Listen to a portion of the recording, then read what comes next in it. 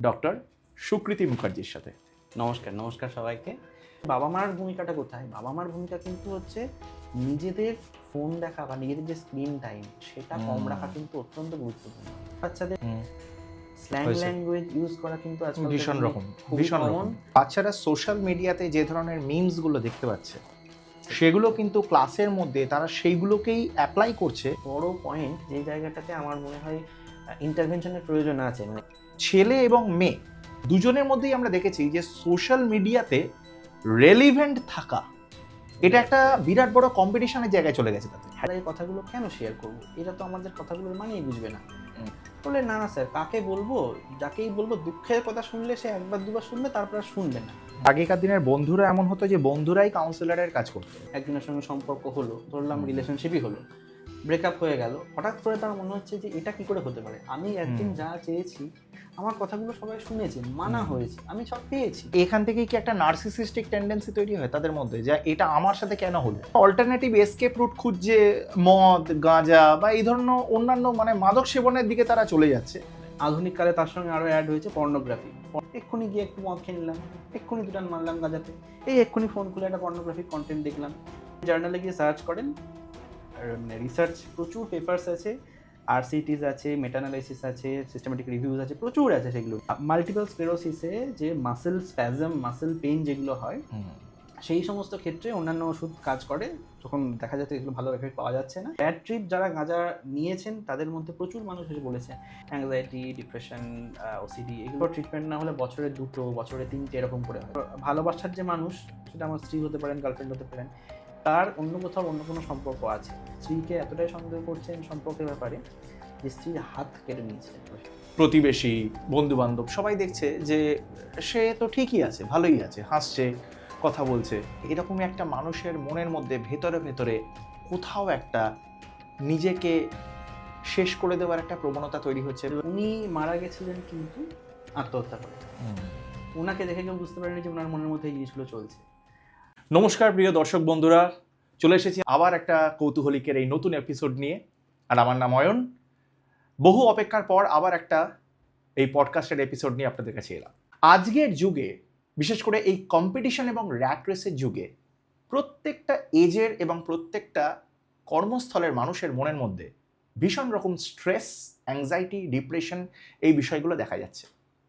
তো আজকের এই কম্পিটিটিভ সমাজের মধ্যে সারভাইভ করতে গিয়ে মানুষ কি কোথাও নিজেদেরকে হারিয়ে ফেলছে?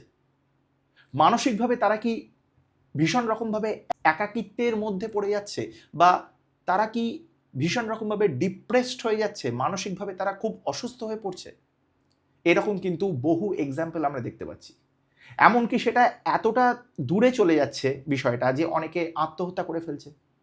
অনেকে এমন হচ্ছে যে অনেক অল্প বয়সে তাদের মানসিক হাসপাতালে গিয়ে তাদের চিকিৎসা করাতে হচ্ছে। এরকম নানান বিষয় নিয়ে আজকে আমরা আলোচনা করব এমন একজন ব্যক্তিত্বের সাথে, যিনি প্রতিনিয়ত এরকম ধরনের পেশেন্টদের সাথে ডিল করছেন। সমস্ত রকম মানুষের, একদম স্কুলের ছোট বাচ্চা শিশু থেকে একদম বয়স্ক মানুষ পর্যন্ত, তাদের নানান রকম সমস্যা নিয়ে তিনি রোজ ডিল করছেন। তো আসুন আমরা তার কাছ থেকে জেনে নিই যে আজকে ভালো থাকাটা কতটা কঠিন হয়ে উঠেছে এবং কি উপায়ে আজকের এই প্রচণ্ড কম্পিটিটিভ একটা সমাজের মধ্যেও ভালো থাকা যায়। তো চলে আসুন আলাপ করে নিই ডক্টর সুকৃতি মুখার্জির সাথে। নমস্কার সবাইকে।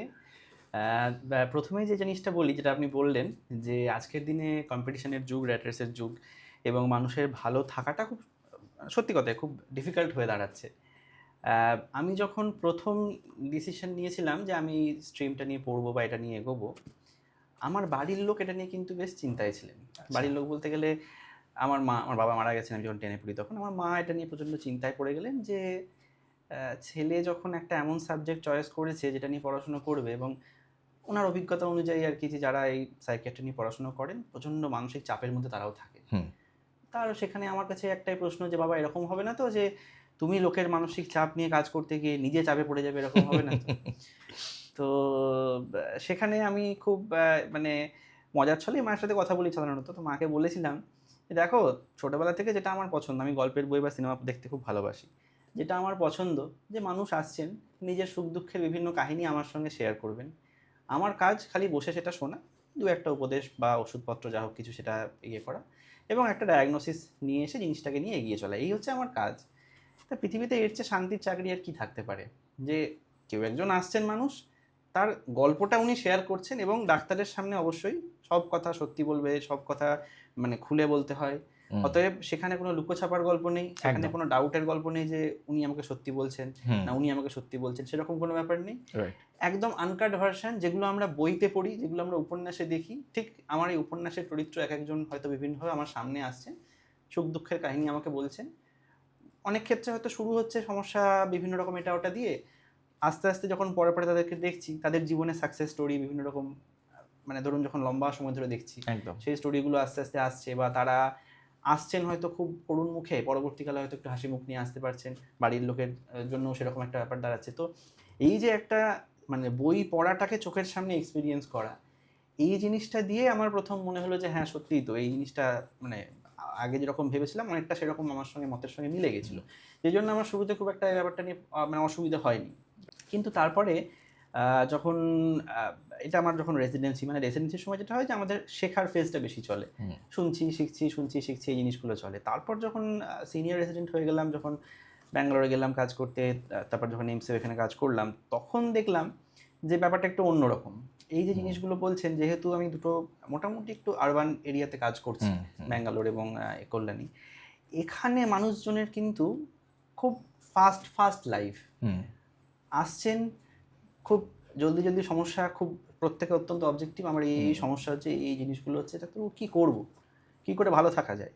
একটু বসে ধরুন বিভিন্ন রকম লাইফস্টাইল মডিফিকেশানস অ্যাডভাইস করছি যে একটু এক্সারসাইজ করুন বা এটা ওটা করুন, ঘুমানোর সময় ঠিকঠাক করে আছে, প্রত্যেকেই এই যে বেসিক্স অফ লাইফ, এই জায়গাটাকে কম্প্রোমাইজ করে নিজের কাজ, নিজের কেরিয়ার এবং পড়াশুনো, এই জিনিসগুলো কী করে ভালো করা যায় সেই রকম মানে একটা দৃষ্টিভঙ্গি নিয়ে এসছেন। একটা মজার কথা বলি এই প্রসঙ্গে, কিছুদিন আগে এরকম একজন পেশেন্ট এসছেন, তা ইনভেস্টিগেশন দিয়েছিলাম, সেখানে ব্লাড সুগার লেভেলটা বেশ হাই এসছে। আচ্ছা, স্বাভাবিকভাবে প্রথম যখন ব্লাড সুগার লেভেলটা হাই আসে, যে কোনো ডাক্তারবাবু যেটা করেন যে প্রথমে বলেন যে লাইফস্টাইল মডিফিকেশন করতে, মানে কার্বোহাইড্রেট কম খাবেন, এক্সারসাইজ করবেন, ঘুম ঠিকঠাক সময় মতন থাকতে হবে, মিষ্টি জিনিস একদমই খাবেন না, এই জিনিসগুলো বলা। তা আমি এক এক করে নিয়ম মেনে সমস্ত কিছু রোগীকে বললাম। রোগী খানিকক্ষণ শুনলেন, শুনে আমার দিকে তাকিয়ে বললেন, আচ্ছা ডাক্তারবাবু, আপনি তো ডাক্তার, এই যে কথাগুলো আপনি বলছেন এগুলো তো ডাক্তারের বলার কথা নয়, এগুলো তো বিভিন্ন সব ওই আয়ুর্বেদাচার্য, যোগাচার্য, এরা বিভিন্ন যারা লাইফস্টাইল মডিফিকেশান নিয়ে যারা কথাবার্তা বলেন তারা বলবেন। আপনার কাজ আপনি ওষুধ দেবেন, আমি আপনার কাছে এসছি দেখাতে, এইসব যদি আমি ছেড়েই দিতে হবে, আমাকে মিষ্টি খাওয়া এটা যদি ছেড়েই দিতে হবে, তাহলে আপনার কাছে আসা কেন? এ না করলেই তো আমার জীবন ঠিক থাকবে। মানে তিনি মিষ্টিও খেতে চাইছেন আবার ওষুধও খেতে চাইছেন, দুটোই একসাথে। এক্স্যাক্টলি, মানে এই যে একটা প্রচন্ড অনীহা যে আমি নিজেকে ভালো রাখবো, কিভাবে ভালো রাখতে পারি, এই যে প্রচন্ড অনীহা, এটা কিন্তু হয়তো আগেও ছিল কিন্তু এখন খুব বেশি। আচ্ছা, এটা কি আরবান এরিয়াতেই বেশি দেখা যায় সমস্যাটা? না মানে না না না না না, এটা সত্যি কথা বলতে গেলে আরবান, এবং আমাদের ধারণা আছে একটা যে আরবান এরিয়ার মানুষজন মানে হয়তো প্রচন্ড কম্পিটিটিভ বা প্রচন্ড ভালো, মানে কাজের জায়গাতে অনেক ইমপ্রুভমেন্ট করতে হবে, সেইটা হয়তো খুব টার্গেট। ব্যাপারটা কিন্তু সেরকম নয়, বরং আরবান এরিয়ার মানুষজন খানিকটা যোগা বা লাইফ মানে প্রাণায়াম করা, বিভিন্ন রকম এক্সারসাইজ করা, এটা ওটা চেঞ্জেস, খাবারের হ্যাবিট চেঞ্জ, এই সমস্তগুলো চেষ্টা করেন। সেখানে গ্রামের মানুষদের একটা মানে জায়গাগত অ্যাডভান্টেজ আছে, সেটা হচ্ছে যে যেহেতু গ্রামের মধ্যে কাজকর্ম হেঁটে হেঁটে করতে হয়, এদিক ওদিক যেতে হয়, সেই সূত্রে অনেকখানি এক্সারসাইজ এমনিই করা হয়ে যায়। গ্রামের দিকে সবাই মোটামুটি ভোরবেলা সকালের দিক করে ওঠেন, রাত্রেবেলা তাড়াতাড়ি ঘুমিয়ে পড়েন, তো এই হ্যাবিটগুলো নিজে থেকে এমনিতেই থাকে ওনাদের কাছে, তো আলাদা করে সেখানে মডিফিকেশন করতে হয় না। যে কারণে পরবর্তীতে হয়তো যখন কোনো মডিফিকেশনের কথা বলা হয়, মডিফিকেশনের ব্যাপারটা নিয়ে কিন্তু মানে যখন বললাম ধরুন কাউকে যে আপনি চালের জিনিস খাবেন না, তো পরবর্তী প্রশ্ন তো খাবো কি তাহলে, এটা তো তাদের একদম স্টেপল ফুড একদম। এবার আমি যখন ধরুন বলছি শাকসবজি খাবেন, মাছ মাংস খাবেন, এটা ওটা খাবেন, একজন আরবান এরিয়ার মানুষকে বললে তারা ঠিক আছে এটা আমরা করতে পারবো, কিন্তু গ্রামের মানুষ যখন এই জিনিসটা বলছেন, তাদের পরবর্তী বক্তব্য ভারী কাজ করতে হয়। খুব বাস্তব কথা, ভারী কাজ করতে হয়, আমার একটা পেট ভরা খাবার লাগবে। তাহলে পেট ভরা খাবারটা কি? আমি ধরুন বললাম যে ঠিক আছে আপনি মাছ হয়তো যেরকম খাচ্ছেন একটু বেশি খাবেন, সবজিটা যেরকম খাচ্ছেন একটু বেশি খাবেন, কিন্তু মানুষের ধারণা যে ভাত না খেলে আমার হয়তো পেটটা ভরবে না, সে কারণে সবজি যতই খাই না সে ঠিক গায়ে বল শক্তি আসবে না। সিমিলারলি মেন্টাল হেলথের দিক থেকে যদি আমরা বলি, ধরুন কাউকে হয়তো বললাম যে একটু লাইফস্টাইল মডিফিকেশন করুন, একটু আপনি নিজের কথাগুলো একটু চেষ্টা করুন লোকজনকে বলার, বা লিখে রাখার ডায়েরিতে চেষ্টা করুন, কারোর সঙ্গে কানেক্ট করুন, বন্ধু বান্ধবের সঙ্গে যোগাযোগ করুন। সিমিলারলি যখন ধরুন পার্টিকুলারলি বাচ্চাদের ক্ষেত্রে একটা উদাহরণ দিলাম, ধরুন বাচ্চাদের এখন মোবাইল ফোনের ব্যবহার খুব বেড়েছে। আমি হয়তো বাড়ির লোককে বললাম যে বাচ্চাকে একটু বিকেলবেলায় খেলতে পাঠান মাঠে। বাচ্চা এবং বাচ্চার বাড়ির লোক একটা খুব অদ্ভুত প্রশ্ন করেন, যার কোনো উত্তর বেশিরভাগ সময় পায় না। তবু কার সঙ্গে খেলবে? পাড়ার মধ্যে ছোট ছোট বাচ্চারা, যেমন আমরা ধরুন ছোটবেলায় খেলেছি, বিকেল হলেই বাবা বাড়ি থেকে বার করে দিতেন, যাও খেলতেই হবে তোমাকে। আমি বললাম কেন পাড়ার মধ্যে এরকম? বলছে তো কেউ খেলে না। খেলে না কেন? সবাই নাকি বাড়িতে বসে বসে হয় টিভি দেখছে, নাহলে মোবাইলে, নাহলে টিউশনি পড়তে যাচ্ছে ওই সময়টা, স্কুল থেকে ফিরে থাকে ওটাই তাদের সময় পড়াশোনা করার, চলে যাচ্ছে সেখানে।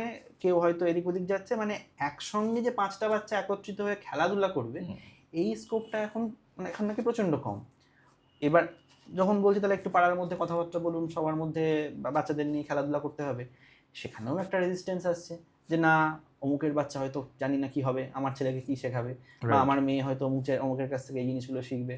অথচ ভালো খারাপ সবটা নিয়ে মানুষ শেখে, সবটা নিয়ে মানুষ বড় হয়। একদমই তাই।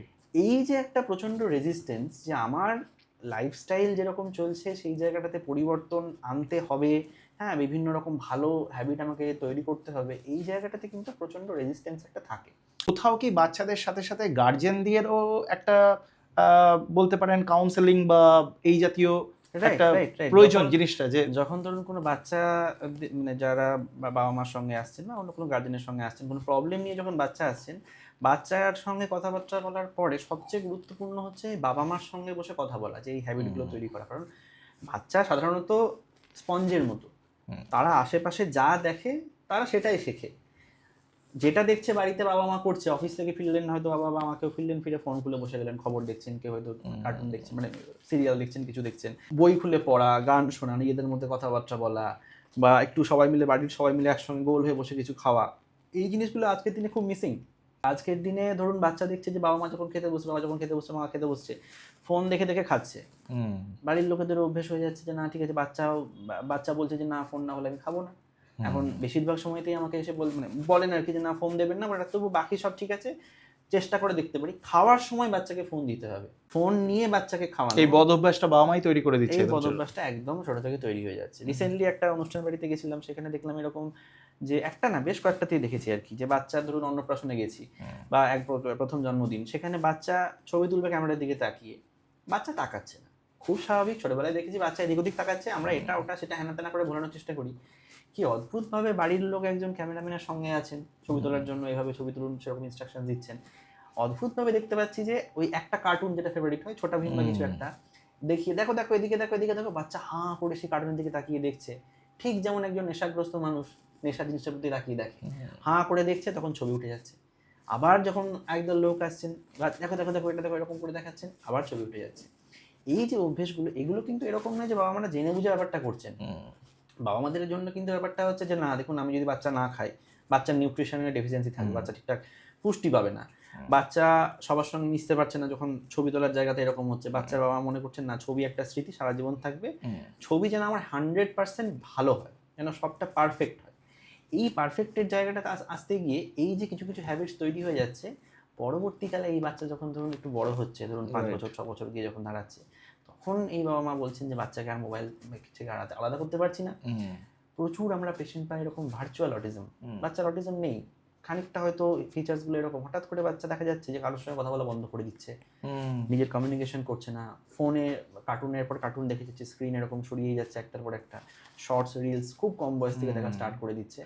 বাবা মা হঠাৎ করে দেখছেন যে বাচ্চা কারোর সঙ্গে খেলতেও ইন্টারেস্টেড নয়, বাচ্চা কোনো কথাবার্তাও বলছে না, খাবার দাবারেও ইন্টারেস্ট কমে গেছে, এবং খুব স্বাভাবিক এখন মানে গার্জেনরা অত্যন্ত অ্যাওয়্যার, সচেতন বাবা মা, আগে এরকম ছিল না, তারা স্বাভাবিক পড়াশোনা করছেন এবং খুব চিন্তার মধ্যে আসছেন যে বাচ্চার কি আমার অটিজম হয়ে গেছে, কী করা যেতে পারে এবারে। এবং সেসব ক্ষেত্রে যখন ফোন থেকে বাচ্চাকে সরিয়ে রাখা হচ্ছে, কিছুদিন পরে দেখা যাচ্ছে না ঠিক আছে, বাচ্চার তো আগের যে সমস্যাগুলো ছিল সমস্যা অনেকখানি কমে গেছে। এবার এইসব ক্ষেত্রে যেটা আপনি বললেন যে বাবা মার ভূমিকাটা কোথায়, বাবা মার ভূমিকা কিন্তু হচ্ছে নিজেদের ফোন দেখা বা নিজেদের যে স্ক্রিন টাইম সেটা কম রাখা কিন্তু অত্যন্ত গুরুত্বপূর্ণ। আমার বাচ্চা কি পছন্দ, আমার বাচ্চার কোনটা ভালো লাগে, কোন খেলাটা পছন্দ, কোন খাবারটা পছন্দ, আপনি যদি দেখেন, মানে আমাদের মাদের যদি জিজ্ঞেস করেন, বাবাদের যদি জিজ্ঞেস করেন, তারা জানেন যে আমার বাচ্চা এই রঙের জামা কিনতে পছন্দ করে, এখনও তারা বলে দিতে পারবেন যে আমার মেয়ে, হ্যাঁ ওর তো এই মাছটা পছন্দ। তারা কিন্তু সেই ছোট থেকে দেখে এসেছেন যে আমার বাচ্চা এই জিনিসটার এইরকম স্বাদটা পছন্দ, এইরকম মানুষ পছন্দ, তার স্বভাবটা ঠিক এরকম। অথচ এই ফোনের ব্যাপারটা হয়ে গেছে কি, আমার বাচ্চার এই খাবারটা যে বেশি পছন্দ করে, এই রকমের জামাগুলো বেশি পছন্দ করে, বা এই খেলাটা ওর সঙ্গে আমি একটু খেলবো, এই জায়গাটা খুব কমে যাচ্ছে। এবং কুইক সলিউশন চলে আসছে। আমার মনে হচ্ছে যে এটা একটা অশনি সংকেত, কারণ এই বাচ্চাগুলোই হচ্ছে আমাদের দেশের ভবিষ্যৎ। একদম একদম। তারা যখন আস্তে আস্তে বড় হবে সেটা কিন্তু রিফ্লেক্টেড হবে সমাজের মধ্যে। সুতরাং আমরা ভবিষ্যতে হয়তো অত্যন্ত নিষ্ঠুর একটা সমাজ দেখতে আমরা পাবো। দেখতে পাচ্ছি তো, এই দেখুন কদিন আগে যে খবরে এসেছিল কৃষ্ণনগরের কাছে একটা স্কুলে দুজন বড় ক্লাস 9-এর বোধহয় সম্ভবত মানে বাচ্চা, তারা একজন ছোট বাচ্চাকে এই স্কুল ছুটি পাবে বা এরকম কিছু একটা ইয়েতে বাচ্চাকে ভয় দেখাবে, শরীর খারাপ করবে, এরকম কিছু একটা হবে বলে মানে এমনভাবে টর্চার করেছে যাতে বাচ্চার প্রাণহানি হয়েছে। অথচ এই বাচ্চাটি কিন্তু যাকে বলে এই দুই বড় দিদির ন্যাওটা ছিল, মানে ওর সঙ্গে সঙ্গে ঘোরা, কথা বলা, খেলা এই জিনিসগুলো ছিল। অথচ একজন ছোট বাচ্চার সঙ্গে এরকম একটা ঘটনা ঘটে গেল, তার আগে পর্যন্ত যেটা সমস্যা হচ্ছে তার আগে মানে তারা কিন্তু সেটা দুবার ভাবলো না যে এই জিনিসটা এরকম হচ্ছে। এটা কিন্তু তাদের দোষ নয়, এটা কিন্তু মানে এই জিনিসটা কিন্তু এইখান থেকে না, আমাদের ভাবতে হবে শুরু কোথা থেকে হচ্ছে। আপনি আজকাল স্কুলে যাবেন, স্কুলের যে কোনো মাস্টারমশাইদের, আপনি তো স্কুলে শিক্ষকতার সঙ্গে যুক্ত আছে, আপনি জানেন সেটা, অ্যাভারেজ আমাদের সময় বাচ্চাদের যে কথাবার্তা বলার ধরন ধারণ যেগুলো ছিল, সেই ধরন ধারণ কিন্তু অনেক পরিবর্তন হয়েছে। স্ল্যাং ল্যাঙ্গুয়েজ ইউজ করা কিন্তু আজকাল ভীষণ রকম, খুবই কমন। এবং এটা কনসিস্টেন্টলি আমাকে অনেক বাবা মা এসে বলেছেন যে ডাক্তারবাবু, বাড়িতে আমরা চেষ্টা করছি বাচ্চাকে শিক্ষা দেওয়া ঠিকঠাক করার, স্কুলে বা 4-5 জনের সঙ্গে যেখানে মিশছে সেখান থেকে এমন এমন কিছু ল্যাঙ্গুয়েজ শিখে আসছে, আমাদেরকে এবার বাচ্চা সরল মন জিজ্ঞেস করছে বাবা মা এটার মানে কি, এবার আমরা সেখানে হতভম্ব হয়ে যাচ্ছি এরকম একটা শব্দ কোথা থেকে শিখে আসছে। শুধু স্ল্যাং না, আমি এটুকু বলতে পারি যে বাচ্চারা সোশ্যাল মিডিয়াতে যে ধরনের মিমসগুলো দেখতে পাচ্ছে সেগুলো কিন্তু ক্লাসের মধ্যে তারা সেইগুলোকেই অ্যাপ্লাই করছে। তাদের মধ্যে একটা প্রবণতা দেখা যায় যে আপনি একটু আগে যেমন বললেন যে বাচ্চারা তো একদম স্পঞ্জের মতো, তারা অ্যাবজর্ব করে। তো বাচ্চারা কিন্তু স্কুলের মধ্যে তারা তাদের সিনিয়রদেরকেই কিন্তু একটু রোল মডেল হিসেবে দেখে। তো সুতরাং বহু সিনিয়ররা কিন্তু তারা যখন এই স্ল্যাংসগুলোকে ইউজ করে যখন স্কুলে, এই যে বাচ্চাদের মনের মধ্যে স্ল্যাং কথাটা ব্যবহার করা যে খারাপ, একদম এটা কোথাও তাদের বুঝতে অসুবিধা হচ্ছে, কারণ তাদের এটা মনে হচ্ছে যে স্ল্যাংটা বোধহয় ব্যবহার করা কুল, আমি বোধহয় আরও বেশি ওয়াইডলি অ্যাকসেপ্টেড হব অ্যামং মাই পিয়ার্স। একদম একদম একদমই তাই, একদমই তাই। এবং এই চক্করেই ধরুন নিজেদের মধ্যে বিভিন্ন রকম কিছু, কয়েক বছর আগে এরকম একটা সম্ভবত খবর এসেছিল যে একটা কোনো স্কুলের একটা হোয়াটসঅ্যাপ গ্রুপ, সেই গ্রুপের চ্যাট কোনোভাবে বাইরে বেরোয়, এমন এমন কিছু বিষয় নিয়ে কথাবার্তা বলা হয়েছে, যে বিষয় নিয়ে কথাবার্তা বলতে মানে বেশ বড় বড় মানুষরা পর্যন্ত দুবার ভাববেন, এমনভাবে মহিলাদেরকে অবজেক্টিফাই করা হয়েছে সেই গ্রুপ চ্যাটে, এমন কিছু কিছু বিভিন্ন রকম ছবি শেয়ার করা হয়েছে, এমন কিছু কিছু অ্যাগ্রেসিভ ভায়োলেন্ট কথাবার্তা শেয়ার করা হয়েছে, যে এগুলো মানে বাবা মারা তো ভাবতেই পারেন না যে আমার সন্তান এই কথাগুলো বলতে পারে। বাড়িতে কিন্তু সেই বাচ্চাকে দেখে বাবা মা বুঝতে পারছেন না যে তার মধ্যে কোনো রকম কোনো এরকম ভেতরে ভেতরে এই জিনিসটা চলছে। এবার ধরুন এখন যখন বাড়িতে শাসন বাড়ানোর মধ্যে আছে, একটা বদ্ধ পরিবেশের মধ্যে আছে একরকম, এরপরে যখন ধরুন বাচ্চা বড় হলো, বাইরে কলেজে পড়তে গেল, সেখানে গিয়ে আরও 5 জন এইরকম মানসিকতার ছেলে মেয়ে সবাই মিলে একসঙ্গে বসছে, তখন কিন্তু এই লিমিটটা যে কোথায় গিয়ে দাঁড়াবে সেটা আমরা এখন জানি না। তো এটা একটা খুব বড় পয়েন্ট, যে জায়গাটাতে আমার মনে হয় ইন্টারভেনশনের প্রয়োজন আছে। মানে ইনফ্যাক্ট নিউজিল্যান্ড গভর্নমেন্ট কিছুদিন আগে, 1 বছর প্রায় হয়ে গেল, তারা নিয়ম করে দিয়েছেন 16 বছর বয়স পর্যন্ত সোশ্যাল মিডিয়া একদম কোনোভাবে দেওয়া যাবে না, গাইডলাইন্স বেরিয়েছে। আমাদের দেশে জানি না, আশা করছি নিশ্চয়ই ভবিষ্যতে এরকম গাইডলাইন্স, মানে অদূর ভবিষ্যতে এরকম গাইডলাইন্স নিশ্চয়ই আসবে, যেখানে এইরকম সোশ্যাল মিডিয়া ইউজ বা in fact phone use, PUBG use বা এরকম ফ্রি ফায়ার, এরকম বিভিন্ন রকম মোবাইল গেমিং যেগুলো প্রচণ্ড, সেই গেমিংয়ের বেড়েছে এবং ভায়োলেন্সের প্রতি তাদের একটা অ্যাডিকশন তৈরি হয়ে যাচ্ছে। মানুষকে মারাটা যে খারাপ বা তার মধ্যে যে হিংসা রয়েছে, ছোটবেলা থেকে তারা ভার্চুয়ালি এই গেমের মধ্যে মানুষকে মারতে মারতে কোথাও তারা হয়তো ভুলে যাচ্ছে যে মানুষকে মারাটা কতটা মানে হিংস্র হতে পারে। একদম একদম, মানে ওই যে ধরুন একটা ওদের মেন্টালিটি তৈরি হয়ে যাচ্ছে বাচ্চাদের, যে আমার কোনো প্রবলেম এলে তার সলিউশন কি, আমার সলিউশন হচ্ছে আমি বোতাম টিপলাম, দুটো একটা লোক আছে লোককে মেরে দিলাম, আমার সলিউশন হয়ে গেল। অথচ ধরুন একটা কোনো অসুবিধা হলো, বসে আলোচনা করে ব্যাপারটা নিয়ে চিন্তা ভাবনা করলাম, সমস্যাটা একটু গভীরে গিয়ে ভাবলাম যে সমস্যাটা আসলে কোত্থেকে আসছে, এই যে চিন্তার এই যে একটা ডেপথ, এটা কিন্তু কমে যাচ্ছে। এইটা কিন্তু স্পোর্টস বা এই টাইপের জিনিস যেগুলো থাকে, যেখানে গ্রুপ অ্যাক্টিভিটি করতে হয়, সেখানে কিন্তু এটা খুব ইম্পর্টেন্ট। আপনি একটা মাঠে ফুটবল খেলছেন, আপনি কিন্তু একসঙ্গে গোল দেওয়া, একসঙ্গে মিডফিল্ডে খেলা, একসঙ্গে ডিফেন্ড করা, গোলকিপিং করা সব করতে পারবেন না। বিভিন্ন রোলে বিভিন্ন লোক আছে, সবাই মিলে একটা কোঅর্ডিনেশন করে সেখানে খেলা খেলতে হয়। এই যে ছোট থেকে একটা বাচ্চা শিখছে শেয়ারিং, আমার যে বলটা আছে বলটা আমাকে নিয়ে কতটা এগোতে হবে, কখন বলটাকে পাস দেবো, কখন রিসিভ করব, দৌড়ে কোন দিকটায় যাব, কিভাবে আমি খেলাটা নিয়ে এগোবো, এখানে কিন্তু একটা মানে বাচ্চার কমিউনিকেশন স্কিল প্রচণ্ড ডেভেলপ করে। এবার এইগুলো তো কোনোভাবে বই পড়ে ক্লাসে কোনোভাবে এই জিনিসটা সম্ভব নয়। আপনি অন্যান্য যে কোনো খেলার এক্সাম্পল নিন, আপনি যদি দাবা খেলার কথা ভাবেন, ডিপ থিঙ্কিং, যে একটা প্ল্যানিং প্রোগ্রামিং করছি, আমার অপোনেন্টের যে প্ল্যানগুলো আছে সেই প্ল্যানগুলোকে আমি ইন্টারসেপ্ট করছি যে কি হতে পারে না হতে পারে, সেই জায়গা থেকে দাঁড়িয়ে আমি আবার একটা এগেনস্টে কিছু করছি, এবং এই পুরো জিনিসটা কিন্তু মুখে কোনো শব্দ খরচ না করে, মানে আমি যে এত ভালো ভালো ধরুন প্ল্যান করলাম বা আমার অপোনেন্টের এত ভালো ভালো প্ল্যানগুলো বুঝলাম, তার জন্য অতিরিক্ত আবেগ উচ্ছ্বাস দেখানো, এটা হলে আবার দাবার খুব নেগেটিভ একটা ইম্প্যাক্ট পড়ে। তো এইগুলো কোনোটাই না করে একটা অত বড় একটা জিনিস হলো 1-1.5 ঘন্টা বা 2 ঘন্টা ধরে প্রচণ্ড একটা ব্রেন স্টর্মিং হলো, এবং প্রচণ্ড একটা ভালো টাইম সেই বাচ্চাটা, দুজন বাচ্চা যে জিতলে ভালো, দুজন বাচ্চাই পেলো, এবং অবশ্যই খেলার মধ্যে যে হার জিতের ব্যাপারটা শেখা, যে হারা মানেই সব শেষ তাই নয়, জেতা মানেই আমি সব পেলাম এটাও নয়। এই যে জিনিসগুলো না, এই ব্যাপারগুলো কিন্তু এই ধরনের যে খেলা বা অ্যাক্টিভিটি যেগুলো আছে খুব মানে ইম্পর্টেন্ট, সেই জিনিসগুলো আমাদের বাচ্চার একজন চরিত্র গঠনের জন্য এগুলো খুব গুরুত্বপূর্ণ। হ্যাঁ, তো মানে এবং অবভিয়াসলি বুঝতেই পারছেন এখনকার দিনে কাজকর্ম বা পরবর্তীকালে গিয়ে যখন তারা কোনো অ্যাক্টিভ ফিল্ডে গিয়ে ঢুকছে, সেখানে শুধুমাত্র নলেজ কিন্তু আজকের দিনে ইম্পর্টেন্ট নয়। অফকোর্স, কারণ আজকের দিনে আপনার যা জিনিস প্রয়োজন, ডেটা যা প্রয়োজন, ইনফরমেশন, আপনি চ্যাট জিপিটি বলুন, গুগল বলুন, ক্লড বলুন, যাকে বলবেন আপনাকে সেকেন্ডের মধ্যে এমন ডেটা দিয়ে দেবে যে সারা জীবন পড়াশোনা করলেও ওই জিনিসকে মনে রাখতে পারবে না। অতএব এখন কিন্তু মানুষের থেকে অন্যান্য স্কিল সেটের যে ভ্যালুগুলো আছে সেগুলো কিন্তু অত্যন্ত বেশি, যে হ্যাঁ কোথাও একটা কোন একটা প্রবলেম, সেই প্রবলেমটা সলভ করতে পারছে কিনা, কিভাবে সলভ করছে, পাজল সলভিং স্কিলস যেগুলো সেগুলো কি করে কি আছে, ম্যান ম্যানেজমেন্টের স্কিল সেগুলো কিভাবে কি আছে। এবার সেগুলো কত বাচ্চা কোর্স করবে, কত কত একজন মানে বিভ্রান্ত হয়ে যাবে এগুলো জানি না কিছু, অথচ ছোটবেলায় কিন্তু এগুলো আমাদের আগে শেখানো হয়েছে, আমরা জানি না আমাদের শেখানো হয়েছে, আমরা বড় হয়ে দেখছি যে হ্যাঁ এটা তো আমরা এরকম ভাবে সলভ করেছি। তো এই ব্যাপারটা কিন্তু আজকের দিনে আস্তে আস্তে আমাদের দেখতে হবে যেন আবার আমরা এই জায়গাটায় ফিরে যেতে পারি। অ্যাটলিস্ট বিকেলবেলায় খেলাধুলা, দল বেঁধে খেলাধুলা, সবার সঙ্গে মিলে একটা সোশ্যাল অ্যাক্টিভিটিসগুলো করা, নাটক, নভেল, মানে নাটক যেটা পার্টিকুলারলি বলতাম, নাটক করা, থিয়েটার রিহার্সাল, এই জিনিসগুলো করা, সবাই মিলে জিনিসগুলো ইয়ে করা, নৃত্যনাট্য করা, গান প্রোগ্রাম, এই বিভিন্ন গ্রুপ অ্যাক্টিভিটিস যেগুলো আছে না, সেগুলো খুবই ইম্পর্টেন্ট। আশা করবো সেগুলো আবার হয়তো বাবা মারা সেরকম ভাবে দেখবেন এবং সেই জিনিসগুলোকে আবার স্টার্ট করবেন। মানে আপনি একজন কাউন্সিলর, একজন সাইকিয়াট্রিস্টের পয়েন্ট অফ ভিউ থেকে আপনি বলছেন যে বাচ্চাদেরকে বাবা মা একরকম ভাবে দেখে আর বাচ্চাদেরকে স্কুলের টিচাররা আর একরকম ভাবে দেখে, এবং স্কুলের টিচাররা এমন অনেক অ্যাসপেক্টস বাচ্চাদের দেখতে পায় যা হয়তো বাবা মায়েদের চোখে পড়ে না। নিশ্চয়ই কলেজ, স্কুল, ইউনিভার্সিটিজ, এই সমস্ত জায়গাতেই এমন কি মেজার্স নেওয়া যেতে পারে ফ্রম দ্য ইনস্টিটিউশনস যাতে বাচ্চাদের পড়াশোনা, এডুকেশন, গ্রোথ এগুলোর সাথে সাথে তাদের মেন্টাল হেলথটাও যাতে স্টেবল থাকে?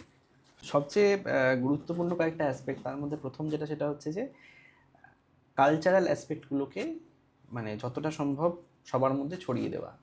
ক্রিয়েটিভ যে দিকগুলো বাচ্চাদের, ক্রিয়েটিভ দিকের মাধ্যমে কিন্তু আপনি বুঝতে পারবেন যে কোন বাচ্চার মধ্যে কোন গুণটা খুব ভালো। কেউ হয়তো দেখবেন কবিতা আবৃত্তি করছে খুব সুন্দর, কেউ ছবি আঁকছে খুব ভালো, কেউ হয়তো নাটক করছে, সেই জায়গাটায় অ্যাক্টিংয়ের স্কিল তার খুব ভালো। এই এক একটা স্কিল যে বাচ্চার যে জিনিসগুলো ভালো থাকে, স্ট্রেংথ অ্যান্ড উইকনেস যেগুলো আমরা বলি, যে যার যেটা স্ট্রেংথ থাকে সেই স্ট্রেংথটা নিয়ে সে যদি নার্চার করে, পরবর্তীকালে সেই জায়গাটা অনেকখানি ডেভেলপ করে। দ্বিতীয়ত হচ্ছে ডিসিপ্লিন। এই ডিসিপ্লিনের যে ব্যাপারটা, সেটা আজকালকার দিনে ইমপ্লিমেন্ট করাটা আগের থেকে একটু বেশি ডিফিকাল্ট হয়ে পড়ছে, বিভিন্ন রকম সামাজিক কারণের জন্যই হচ্ছে সেটা, কিন্তু সেই ডিসিপ্লিনের জায়গাটা কিন্তু ফিরিয়ে দিতে পারাটা মানে আমাদের সমাজের মানুষ হিসেবে খুব বড় একটা কর্তব্য বা দায়িত্ব। স্কুলে যদি এই ডিসিপ্লিনের ব্যাপারটা খুব মানে একটু ভালোভাবে মেজার করে, যেমন ইউনিফর্ম পরে আসা, টাইমে ঢোকা, টাইমে স্কুল থেকে বেরোনো, হ্যাঁ, এই যে ডিসিপ্লিনের জিনিসটা যদি ছোটবেলা থেকে একজনের মধ্যে ঢুকিয়ে দেওয়া যায়, পরবর্তীকালে যে এটা কতটা সাহায্য করতে পারে আপনি ভাবতে পারবেন না। মানে আমাদের ধরুন বাঙালিদের খুব দুর্নাম আছে যে আমরা পাংচুয়াল নই, অথচ যখন কোনো বড় কাজের জন্য আমরা অ্যাপ্লাই করতে যাচ্ছি বা দেখতে যাচ্ছি, পাংচুয়ালিটি কিন্তু খুব ইম্পর্টেন্ট একটা ফ্যাক্টর। সেখানে টাইমে ঢুকতে হবে, টাইমে বেরোতে হবে। সেইখানটাতে ছোট থেকে যদি অভ্যেসটা না থাকে না, পরবর্তীকালে তখন 9টায় ঢুকতে হবে আমাকে বা 10টায় ঢুকতে হবে আমাকে, এই একটু এদিক ওদিক হয়ে যাওয়াটা এতটা মানে ভেতরে সমস্যা তৈরি করে যে হ্যাবিটটা নেই যেহেতু আমার। তা এই যে ডিসিপ্লিনের ব্যাপারটা একটা, কালচারাল ব্যাপারটা একটা, খেলাধুলার এই জিনিসগুলো একটা, সবচেয়ে বড় কথা হচ্ছে গার্জেনদের সঙ্গে রেগুলারলি একটা আলোচনার মধ্যে থাকা যে কি কি সুবিধা অসুবিধা দেখছেন আপনারা বাড়িতে, কীরকম ভাবে কি দেখছেন বাচ্চাকে, এবং বাড়িতে গার্জেনরা বাচ্চাকে কিভাবে মানুষ করবেন তার একটা অবশ্যই ফ্রিডম থাকা উচিত যে হ্যাঁ নিজের মতো করে করবেন। বাট কিছু কিছু জায়গাতে একটা কিন্তু কিছু কিছু মেজারমেন্টস আর কি তাদেরকে বাড়িতে ফলো করতে হবে, তাতে স্কুলের যে জিনিসটা যেটা এফোর্টটা আপনারা দিচ্ছেন টিচার হিসেবে, বাড়িতে যাওয়ার পরে দেখা গেলো হয়তো পুরো একদম অন্যরকম একটা পরিবেশে পড়ে যাচ্ছে, তাতে কিন্তু বাচ্চার মধ্যে একটা ইনকনসিস্টেন্সি তৈরি হবে যে আচ্ছা স্কুলে আমাকে মাস্টারমশাই বললেন যে এই জিনিসটা ভালো, বাড়িতে আবার বাবা মা বলছেন না এই জিনিসটা না ওই জিনিসটা ভালো, তাহলে আমার আসলে কোনটা ভালো? তো একটা কনসিস্টেন্সি অফ ওভারঅল প্যারেন্টিং বলুন বা টিচিং বলুন এই জায়গাটাতে কিন্তু খুব ইম্পর্টেন্ট। এবং বাবা মা যে জিনিসটা বলছেন দুজনে একই রকম কথাবার্তা বলবেন, এইটা খুব ইম্পর্টেন্ট। সবচেয়ে বড় কথা যেটা আমার ব্যক্তিগত মতামত, এটা কোনো কোনো আইনে নেই, কোথাও কিচ্ছু নেই, বা একদমই সেটা লিগালাইজ কোনোভাবে জায়গায় এখন অবধি আসেনি। মোবাইল ফোনের ইউজটা টিচিংয়ের ক্ষেত্রে যতটা সম্ভব মিনিমাম করা যেতে পারে বাচ্চাদের ক্ষেত্রে ততটা কিন্তু ইম্পর্টেন্ট হবে। অবশ্যই অনেক ভালো জিনিস আছে ফোনে বা ইয়েতে ইন্টারনেটে, অনেক জিনিস আছে শিক্ষামূলক জিনিস, কিন্তু সেই টাইমিংটা রেস্ট্রিক্ট করে রাখা যে দিনের মধ্যে কতক্ষণ সেই জিনিসটা আমরা অ্যালাউ করব, এবং under supervision of guardian or teacher একসঙ্গে বসে একটা প্রোগ্রাম, ভালো প্রোগ্রাম হতেই পারে, শিক্ষামূলক প্রোগ্রাম হতেই পারে, ধরুন স্কুলে ক্লাসে দেখানো হচ্ছে, টিচার দেখছেন স্টুডেন্ট দেখছেন, প্রোগ্রাম দেখলেন, দেখে নিজেদের মধ্যে ডিসকাশন করলেন আমরা কী দেখলাম কী শিখলাম, সেটা একরকম জিনিস। বাড়িতে বাবা মার সঙ্গে বসে হয়তো একটা প্রোগ্রাম দেখছেন, কী দেখলাম কী শিখলাম, কথাবার্তা আলোচনা হলো, কেমন লাগলো প্রোগ্রামটা, সবার মধ্যে ইন্টারাকশন হলো, সেটা একরকম জিনিস। কিন্তু বাচ্চার হাতে ফোন বা টিভি ছেড়ে দেওয়া এবং ঠিক আছে ও দেখছে দেখুক আমি আমার কাজটা সেরে নিই, এই যে জিনিসগুলো তৈরি হয়, এইটা যেন একদম না থাকে। এইটা যদি স্কুলের সাইড থেকে হয়তো এই বিষয়ে কোনো গাইডেন্স দেওয়া হয় গার্জেনদেরকে, মানে সেটা প্রচণ্ড একটা গুরুত্বপূর্ণ জায়গায় আমার মনে হয় ভবিষ্যতে থাকবে, এবং আমার মনে হয় ভবিষ্যতে এই জিনিসগুলোকে মানে গভর্নমেন্ট থেকে রেগুলেট করা হবে যদি ইমপ্রুভমেন্ট। আমরা একটা প্রবণতা দেখেছি বাচ্চাদের মধ্যে যে বিশেষ করে যারা একটু সিনিয়র হয়ে যাচ্ছে, যারা বিশেষ করে কোয়েড স্কুলগুলোর মধ্যে একটু হায়ার ক্লাসে চলে গেলে অপোজিট সেক্সের প্রতি তাদের একটা অ্যাট্রাকশন বা প্রেম হওয়া বা এগুলো কিন্তু মোটামুটি আমরা স্কুল লেভেল থেকেই দেখতে পারি যে শুরু হয়ে যায় আস্তে আস্তে। তো ওই সময় আমরা ছেলে এবং মেয়ে দুজনের মধ্যেই আমরা দেখেছি যে সোশ্যাল মিডিয়াতে রেলিভেন্ট থাকা এটা একটা বিরাট বড় কম্পিটিশনের জায়গায় চলে গেছে। তাদের রীতিমতো ইনস্টাগ্রামের প্রোফাইল থাকা, ফেসবুকের প্রোফাইল থাকা, এবং সেখানে কোনো পিকচার আপলোড করলে কে কতগুলো লাইকস পাচ্ছে, কে কতগুলো কমেন্টস পাচ্ছে, এইগুলো তারা একটা বিরাট বড় কম্পিটিশনের জায়গায় চলে গেছে। কোথাও কি তারা নিজেদের অস্তিত্বটা পুরোপুরি একটা ভার্চুয়াল জগতের মধ্যে হারিয়ে ফেলছে রাদার দ্যান রিয়ালিটি? দেখুন সোশ্যাল মিডিয়ার পুরো ব্যাপারটা হচ্ছে সোশ্যাল মিডিয়াতে আপনি কত ভালো তার একটাই মাপকাঠি যে আপনার ভিউজ কতগুলো, আপনার লাইকস কতগুলো, শেয়ার কমেন্টস এগুলো কতগুলো। এবার এই সিস্টেমের মধ্যে যখন একজন কেউ পড়ে যাচ্ছে, সোশ্যাল মিডিয়া কিন্তু তার নিজের অ্যালগরিদমে চলছে, মানে সে আপনাকে যে ফিডব্যাকগুলো দেবে তার একটা মাপকাঠি আছে, সেই মাপকাঠির ওপর সেটা 10টা হতে পারে, 20টা হতে পারে, 100টা হতে পারে, সেই মাপকাঠির ওপরগুলো বেস করে সে আপনাকে ফিডব্যাক দেবে। এইবারে আপনি একটা ভিডিও আপলোড করলেন, আমি একটা ভিডিও আপলোড করলাম, আমাদের দুজনের ভিডিও কিন্তু ওই সেম 100টা মাপকাঠিতেই জাজ করা হবে, জাজ করে আমাদেরকে ফিডব্যাক দেওয়া হবে। এইবারে এই মাপকাঠিগুলোর মধ্যে যার ভিডিও বেশি মাপকাঠি টিক মারবে তার ভিডিওটা বেশি ডিস্ট্রিবিউট হবে, বেশি লাইক শেয়ার আসবে। পরবর্তীকালে তাহলে আমাদের লক্ষ্য থাকবে যে আমরা ওই কোনোভাবে ওই মাপকাঠিগুলো জেনে যাওয়া এবং ওই রকমের ভিডিও বা যাতে ওইগুলো ঠিক হয় সেই রকমের ভিডিওসগুলো বেশি বেশি করে বানানো, সেই রকম টাইপের ছবি আপলোড করা। আমার যে নিজস্বতা, আমি যে ক্রিয়েটিভভাবে একটা জিনিস তৈরি করছি, সেটা কোথাও গিয়ে হারিয়ে যাচ্ছে। একটা উদাহরণ দিই আপনাকে, ধরুন জেকে রাউলিং হ্যারি পটারের স্রষ্টা, হ্যারি পটারের বই যেগুলো লিখেছেন যখন উনি, সম্ভবত 12টা বড় বড় পাবলিশিং হাউসে উনি ঘুরেছেন বইটা নিয়ে। তারা বলেছে ম্যানুস্ক্রিপ্টিং বলছে এটা কিচ্ছু না, কি হবে না, চলবে না এই জিনিস। শেষকালে যেখানে যারা পাবলিশ করলেন তাদের কাছে গেছেন এবং তার পাবলিশারের বললেন যে বাবা এত জায়গায় রিয়েকশান পেয়েছে, আমার পড়ার টাইম নেই, ঠিক আছে বাচ্চাদের জিনিস লিখে এসছে, আমার বাচ্চাকে পড়তে দিলাম। তার সম্ভবত ছেলে ছিল বোধহয়, তার ছেলে সেটি এক রাতের মধ্যে পড়ে পরবর্তী দিনে এর নেক্সট পার্টটা কোথায় বাবা পড়ে যখন আর জিজ্ঞেস করেছে, তখন ওনার টনক নড়লো, তাই তো এটা হয়তো সত্যি খুব একটা বড় একটা কালজয়ী উপন্যাস। পাবলিশ করলেন, সিরিজ হলো, এখন আমরা সবাই জানি তার ফেম কতটা। যদি জেকে রাউলিং সোশ্যাল মিডিয়ার যুগে আসতেন, আপলোড করলেন, বেশি লাইক হলো না, শেয়ার হলো না, ভিউজ হলো না, হারিয়ে গেল 4 দিনের মধ্যে, তাহলে আমরা আজ না পেতাম হ্যারি পটার, না এত কিছু হতো। যত বড় বড় ক্রিয়েটিভ জিনিসপত্র হয়েছে, প্রচুর লোকে বলেছেন যে চলবে না। ভিনসেন্ট ভ্যান গখের যে ছবি, সেই ছবি যতদিন উনি বেঁচে ছিলেন, সেই ছবি কেউ মানে ঘুরেও তাকায়নি, দেখেও নি, ও ভালো জিনিস না, কিন্তু ভ্যান গখ মনের আনন্দে এঁকে গেছেন। আজকে আমরা বলি যে বাবা এই জিনিস কি মহান জিনিস তৈরি হয়েছে, তো আমরা ভাবতে পারি না তৈরি করার কথা। একের পর এক যদি আপনারা দেখেন বড় বড় আবিষ্কার যেগুলো হয়েছে, লোকে হেসে উড়িয়ে দিয়েছে এই জিনিস আবিষ্কার হতে পারে। আপনার যখন জুলস ভার্নস যখন লিখে গেছেন সাবমেরিনের কথা, নটিলাস যখন লিখে গেছেন, তখন লোকে বলেছে এই জিনিস কি পাগলামো লিখেছে, 20,000 লিগস আন্ডার দ্য সি। কল্পবিজ্ঞান। ক্যাপ্টেন নিমো, নটিলাস কল্পবিজ্ঞান। আমেরিকা যখন প্রথম সাবমেরিন বানালো, ফার্স্ট সাবমেরিন নাম রাখলো তারা নটিলাস, রাইট? তো এই যে জিনিসটা, মানুষের যে একটা ভাবনা চিন্তা করার ক্ষমতা, যেটা সোশ্যাল মিডিয়া কিন্তু সেইখানটাতে প্রচন্ড আঘাত আনে, যে না তোমার এটা ঠিক আমার ভালো লাগছে না, আমি ডিস্ট্রিবিউট করবো না, মানে সেই যেন সর্বময় কর্তা, আমার ভালো না লাগলে আমি ডিস্ট্রিবিউট করবো না। তার মাঝখান থেকেও নিজস্বতা বজায় রেখে উঠে আসে। এবং আগে ধরুন আমি এগুলো খুব বড় বড় এক্সাম্পল দিলাম, আমাদের বাঙালিদের বাড়িতে ছোট থেকে নাচ গান আঁকা কিছু না কিছু একটা বাচ্চাদেরকে ছোটবেলায় দেখেছি ট্রেন ছিল, শেখানো হতো, এবং বাচ্চা সেটা শিখতো, অনেকে শিখতো, মনের আনন্দে শিখলো, একটা প্রোগ্রাম করলো না, কোথাও স্কুলে গিয়ে আবৃত্তি করলো, সবাই হাততালি দিল, তার বিচার কে করছেন? বাবা মারা করছেন প্রত্যেকে, আমার বাচ্চা ঠিক আছে ছোট যা করলো খুব ভালো করেছে, ভালো করলে তো অবশ্যই সেটা আরও এনকারেজ করা হতো।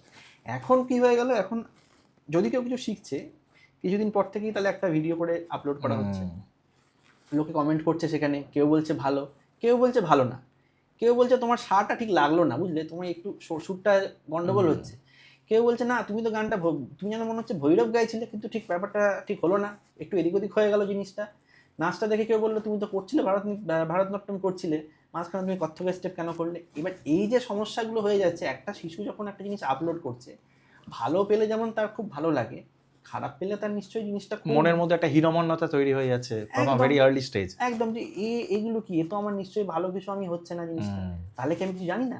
অথচ সেই বয়সে তার ফিডব্যাক পাওয়ার কথাই নয়, সেই বয়সে সে শিখবে, যা ইচ্ছা মনের আনন্দে কাজ করবে, যার দেখা যাচ্ছে যে হ্যাঁ সত্যি জিনিসটা খুব ভালো, সে হয়তো তার স্কিল সেট অন্যরকম, তাকে নিয়ে হয়তো মাজা কষা হলো, অনেক কিছু হলো, কিন্তু এই যে আমার একটা মনের মধ্যে ধরুন একটা খুব রাগ হলো, খুব দুঃখ হলো একটা মনের মধ্যে, আমার দুঃখ হলে আমি কি করলাম, আমি বসে একটা গান করলাম, আমার খানিকক্ষণ পরে মনে হলো যে হ্যাঁ আমার দুঃখটা বলে একটু কমে গেল, বা আমার প্রচণ্ড বিরক্তি, আমার সিস্টেমের প্রতি প্রচণ্ড রাগ হলো, আমি লিখতে বসলাম, আমি পাতার কথা লিখলাম, সিস্টেমের বিরুদ্ধে লিখলাম, এটা ওটা গন্ডগোল কথা লিখলাম, আমি কিন্তু বাইরে গিয়ে জিনিসপত্র ভাঙচুর করলাম না, আমি কিন্তু বাবা মার সঙ্গে নম্র ভদ্রভাবে কথাবার্তা বললাম, অথচ আমি আমার এই যে মনের ক্ষোভটা মনের মধ্যে রাখলাম না, আমি পুরো লিখলাম, এবং সেটা কে পড়লো, কোনোদিন হয়তো পাবলিশ হলো, কেউ পড়লো, না হলে কোনোদিন কবি সুকান্তের মতো খাটের তলায় রয়ে গেল, মারা যাওয়ার পর হয়তো লোকে পেলো যে ওরে কি সুন্দর জিনিস লিখে গেছেন, আমরা জানতাম না।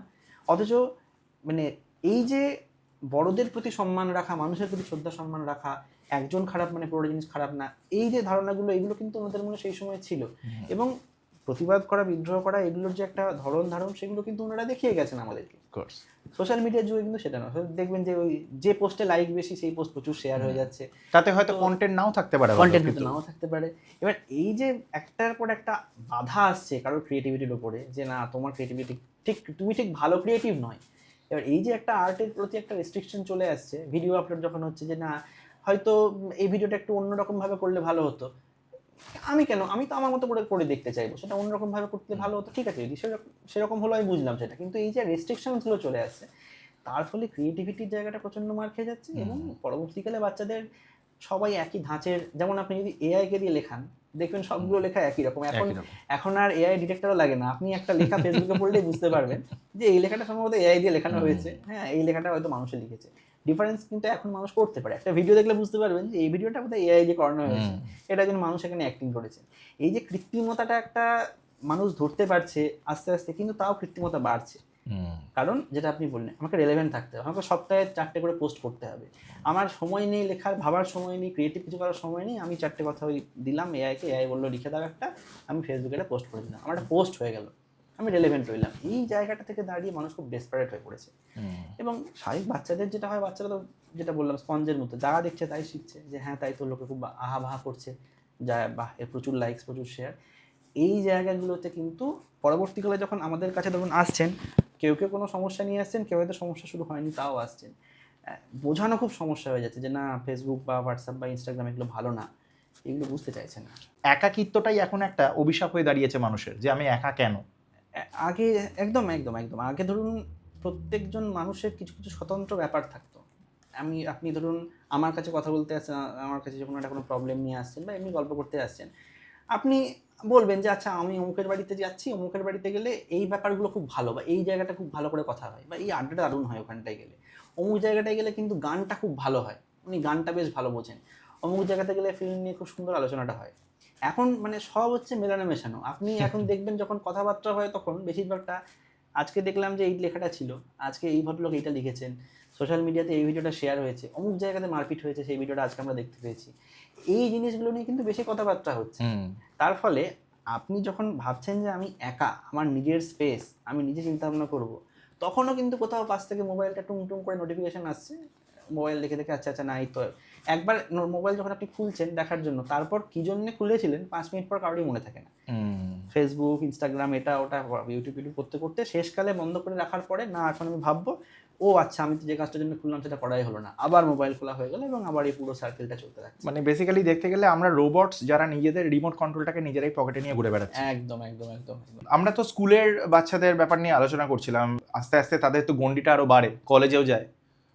সেখানে পড়াশোনার সাথে সাথে সোশ্যাল মিডিয়ার ইনফ্লুয়েন্সের সাথে সাথে আমরা দেখি যে কলেজের ক্যাম্পাসের মধ্যে নানান ধরনের সম্পর্ক হওয়া, একটা রিলেশনশিপের মধ্যে যাওয়া, সেই রিলেশনশিপগুলো আজকালকার যুগে এতটাই ঠুনকো হয়ে যাচ্ছে, খুব তাড়াতাড়ি ভেঙে যাচ্ছে, এবং তার একটা এফেক্ট আমরা দেখেছি কিন্তু ইউথদের মধ্যে পড়তে, সেটা ছেলে এবং মেয়ে। এই সহনশীলতাটা এত কমে যাচ্ছে কেন ইউথদের মধ্যে? এই ট্র্যাডিশনটা মানে যত দিন যাচ্ছে বাড়ছে, এটাকে কিভাবে অ্যাড্রেস করা যায়? যখন কথা উঠলো রিলেশনশিপ নিয়ে, কয়েকটা জিনিস বলি। আমাদের সময়ের টার্ম হচ্ছে রিলেশনশিপ, এখন কিন্তু জিনিসটা শুধু রিলেশনশিপের মধ্যে নেই, সিচুয়েশনশিপ, ক্যাজুয়াল, তারপরে ধরুন just friends, friends with benefits, তার সঙ্গে হয়তো রিলেশনশিপটাও আছে কোথাও একটা। তো এতগুলো স্পেকট্রাম কিন্তু কভার করে তবে মানুষ যায় যে কোনো একটা সম্পর্কে গেল, এবং সেখানেও যে মানে এক্সক্লুসিভ থাকতে সেরকমটাও নয়, অনেক সময় হচ্ছে ওপেন রিলেশনশিপ থাকে, অনেক সময় একজনের সঙ্গে হয়তো সম্পর্ক আছে কিন্তু সে তার সঙ্গে অন্যদের সঙ্গে হয়তো বাকি মানে, এবং এটা কিন্তু এরকম না লুকিয়ে চুরিয়ে করা, মানে এটা দুজনের মানে মিউচুয়াল একটা কনসেন্ট নিয়ে জিনিসটা হয়তো হয়। তো এত রকমের সম্পর্ক আজকালকার দিনে আমাদের মধ্যে মানে পার্টিকুলারলি ইউথদের মধ্যে আমরা দেখতে পাচ্ছি।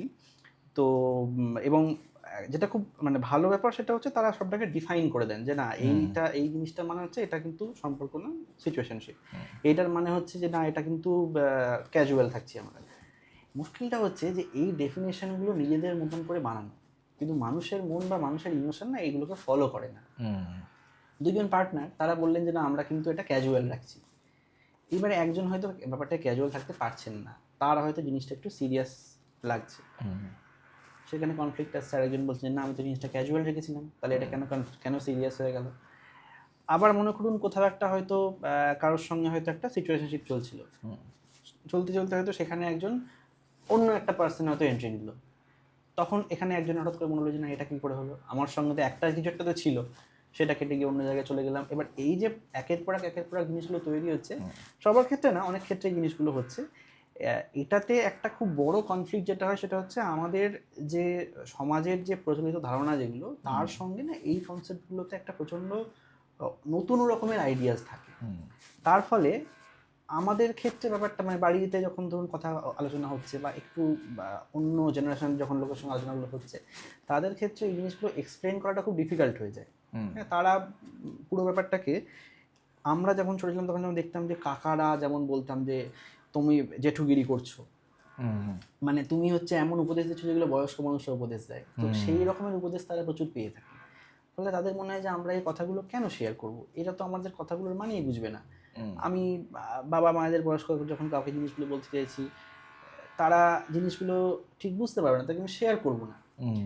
বা আমাদের খুব একটা দোষ নেই, বা এই বয়স্ক মানুষের খুব একটা দোষ নেই, তারা চেষ্টা করছেন প্রাণপণ ব্যাপারটাকে বোঝার, কিন্তু তাদের যে ধ্যান ধারণা বা আইডিয়া যেগুলো একদিন থেকে তারা যেগুলোতে বড় হয়েছে, সেখানে একটা প্রচণ্ড ধাক্কা খাচ্ছে এটা ভেবে যে আমার ছেলে বা আমার মেয়ে সে এরকম জিনিস কী করে ভাবতে পারে।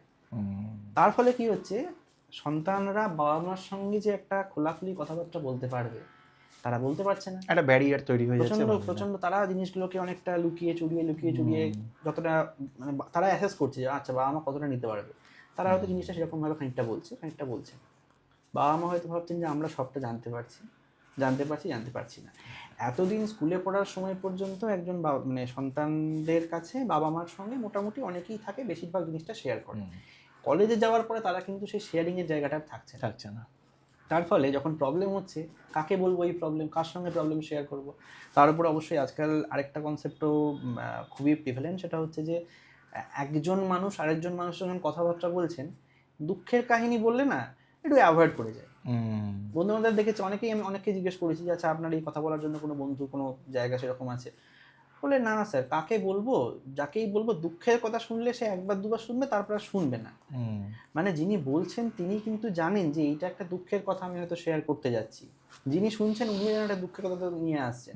তো কোথাও একটা হিন্ট পাচ্ছে যে এমপ্যাথি ব্যাপারটা কিন্তু গন, মানে আমি যে কথাটা ওনাকে বলতে যাচ্ছি এটা কোনো এফেক্ট কিছু হবে এটা না। কোথাও আগে ছিল যে আগেকার দিনের বন্ধুরা এমন হতো যে বন্ধুরাই কাউন্সিলরের কাজ করতো, মানে প্রচণ্ড। হয়তো তারা একে অপরের প্রতি আন্ডারস্ট্যান্ডিং বা কেয়ারিং ব্যাপারটা ছিল বলেই বন্ধুত্বের মধ্যেও একজন আরেকজনের দুঃখের কথাটা শুনতো, শেয়ার করতো। কিন্তু আজকে সেই ধরনের বন্ধুর খুব অভাব হয়ে দাঁড়িয়েছে, মানে নিশ্চয়ই। One has to be very lucky now days to have such a friend. একদম।